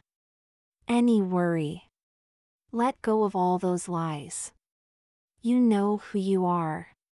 Your name is Suzanne. Nothing can convince you otherwise, most of all yourself. Something inside of you is trying to tell you lies about your name, your age, your interests, your family, your life.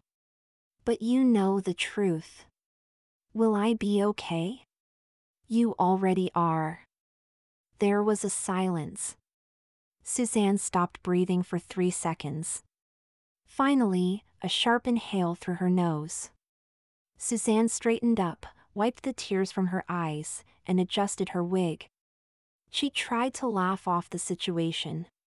Well, look at me sniffling and blubbering like a little girl. What brought that on? Oh, probably just stress, Trixie said.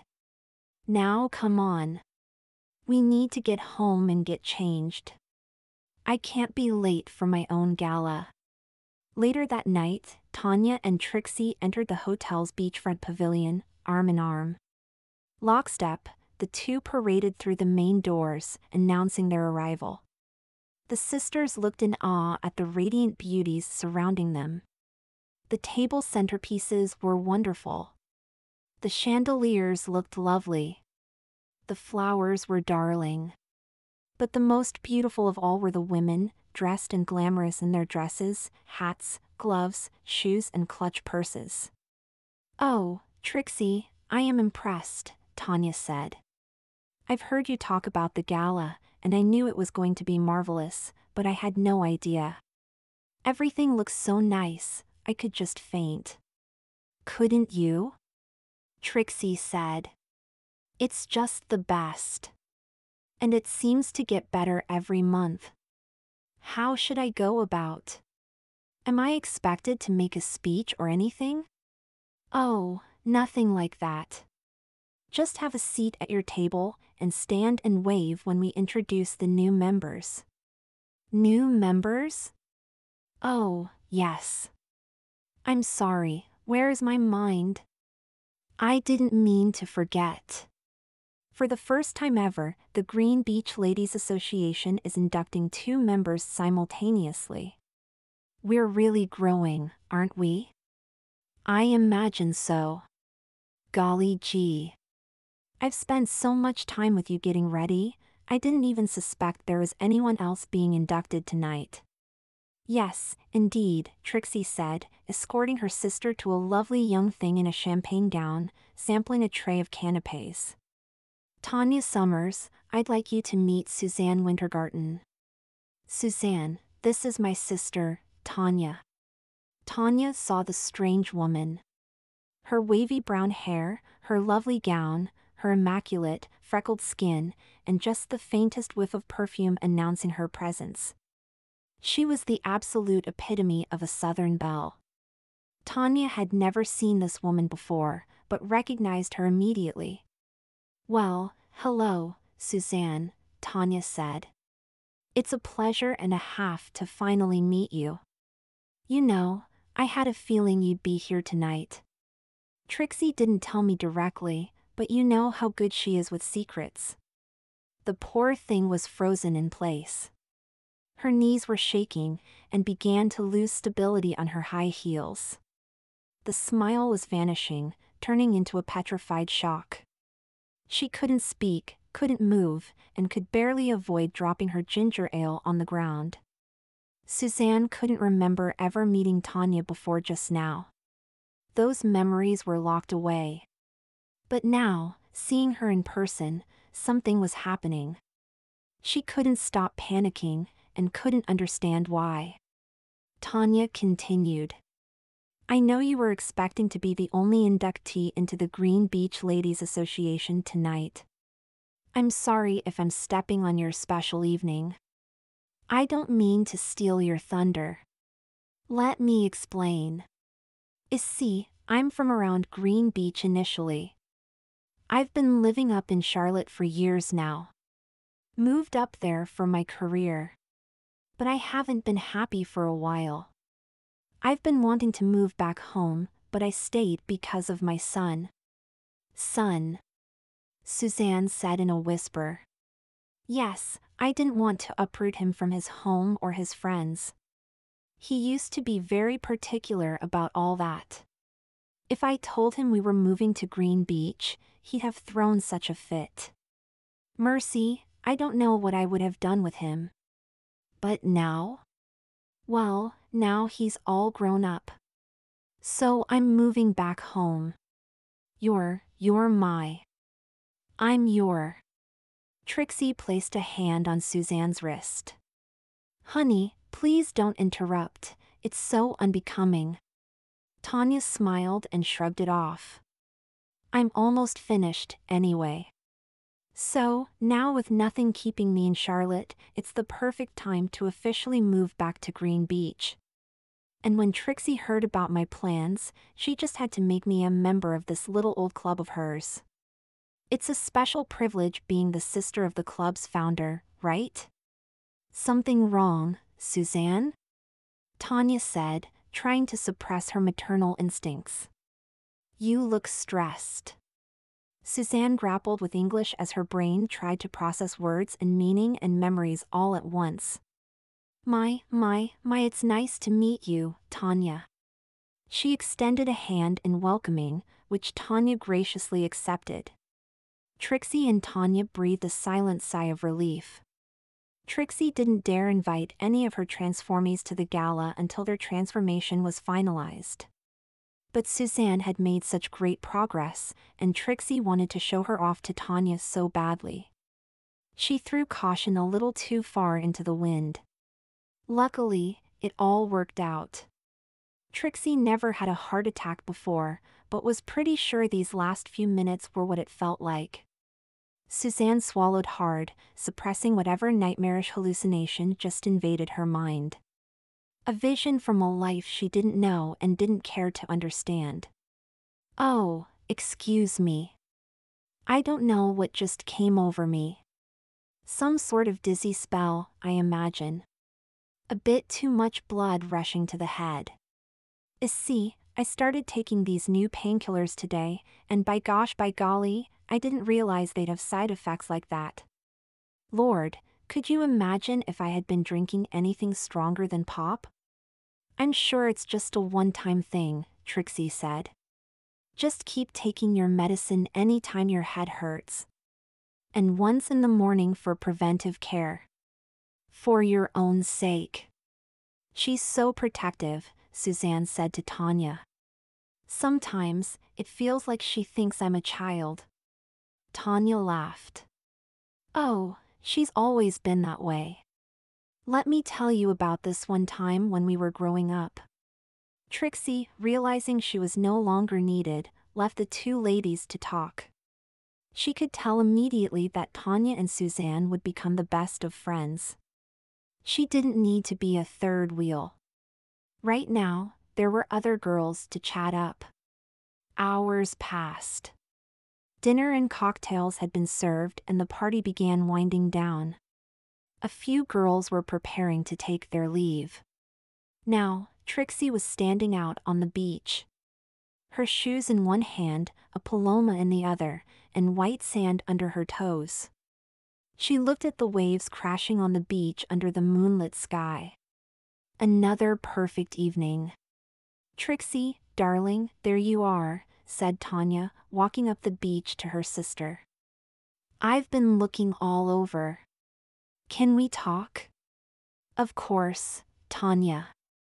How are you enjoying the gala? Oh, the gala was wonderful. But come now, you know that's not what I want to talk to you about. I would imagine. Should I start or would you like to? Oh, Trixie, let me. I can't thank you enough. I've been talking to Suzanne all night. We haven't left each other's sides until just now. She just got in a cab and headed home. She has a home. It's adorable. It's adorable, all right, Trixie said, finishing her drink. That's how all realtors describe 750 square feet. Not the apartment. Suzanne. She's perfect. She's the best friend I've always wanted. So you're. She kept her voice down, making sure no one could overhear. You're okay with all of this? If I couldn't have my little boy back, this is the next best thing. She has the same laugh, the same smile, the same glint in their eye when they're about to say something brilliant. And what's more, they're not talking to me out of obligation or begrudging shame. They like talking to me. They like being with me. Not like family, but like an actual friend. We're renting dune buggies tomorrow. I've always wanted to ride dune buggies on the beach. Never have, and I don't know why. The sisters stared at the waves, watching the tide come in. Peaceful, serene, and reflecting the starry sky above. How are you coping? Trixie asked. You lost a son today. Are you sure you're all right? Tanya sighed in remembrance. I lost my son years ago. I got him back today. Jackson was so miserable every moment of every day. But Suzanne is just so great. So perky, and optimistic, and friendly.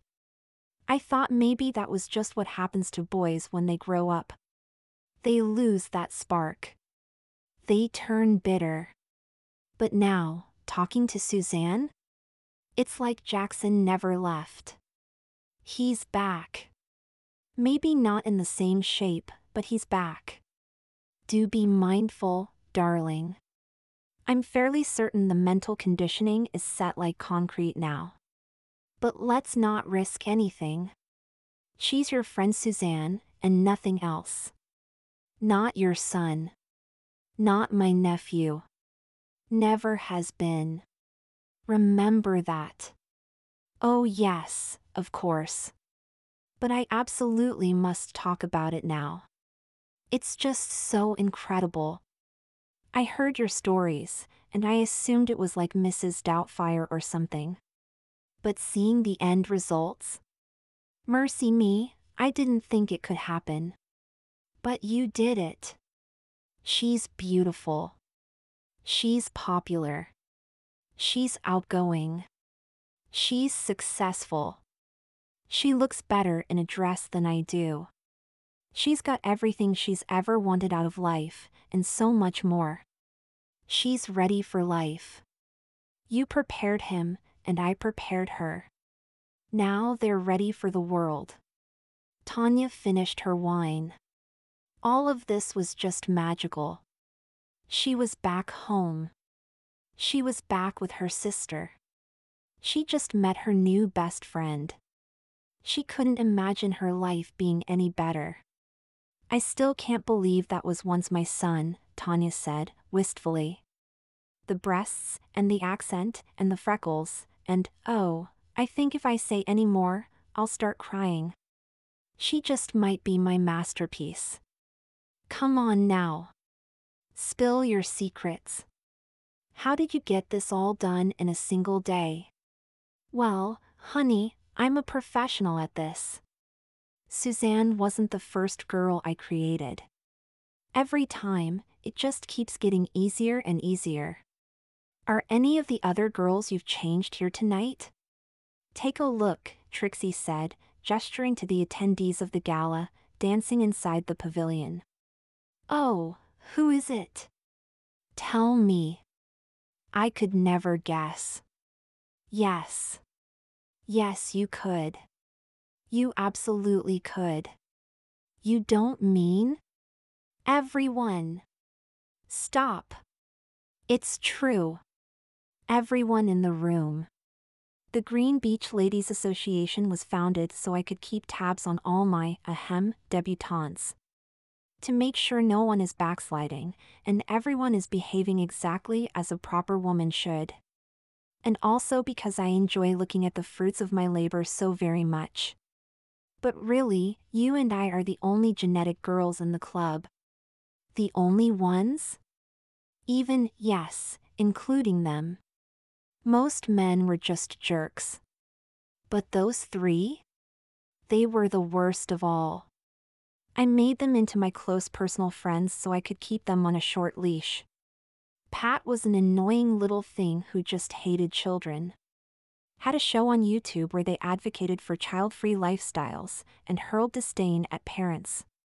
He called children wicked names like crotch fruit and goblin spawns. One day I was out for a jog, and I caught him making a little boy in the park cry just because he was playing too loudly. So I called up an old friend of mine, a widower who needed help raising his kids. I only intended Pat to be his nanny. I never expected the two to become romantically involved. Now Pat's a proud mother, beaming with pride and love for her stepchildren. Of course, she thinks they're really her own, but as long as you don't need the birth certificates, what's the harm of a little white lie? As for Ellen, he was a gross little thing who came over to Green Beach on spring break with a few of his college buddies. I passed him on the street, where he kept making lewd comments at me. Me, and anyone else with a pair of breasts. Not the first spring break patron to do so, and not the last either, I'm afraid. I would have ignored him and forgot about him completely, just like the rest. But the next morning I saw his face on the news.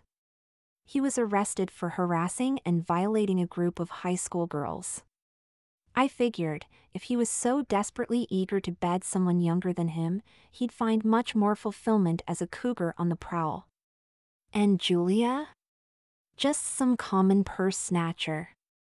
I was out having lunch when he dashed by and grabbed my bag.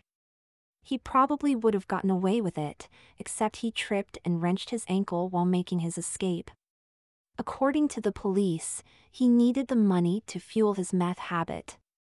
I convinced the officers not to press charges as long as he was released into my custody. Since he needed money so bad, I made sure he'd have a steady job and a hard work ethic from that point forward. Well, as soon as her ankle heals, that is. Tanya stood in gaping awe as she heard the accounts of her sister's successes. "You're amazing, Trixie. I'm standing in the presence of greatness. My methods are different for everyone. Sometimes it's deception, sometimes it's force. Sometimes I work alone, sometimes like today I use partners. Someday maybe I'll call on you or Suzanne to help. Oh, I'm definitely game. I know you are, dear. I know. It's just the type of people we are. Just like Grandma always used to say." "I remember," Tanya said, clinking glasses with her sister. She fondly remembered the advice and lessons once bestowed to her by the dearly departed family matriarch.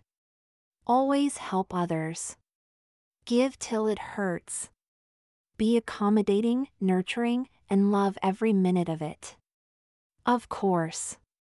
That's what Southern hospitality is all about.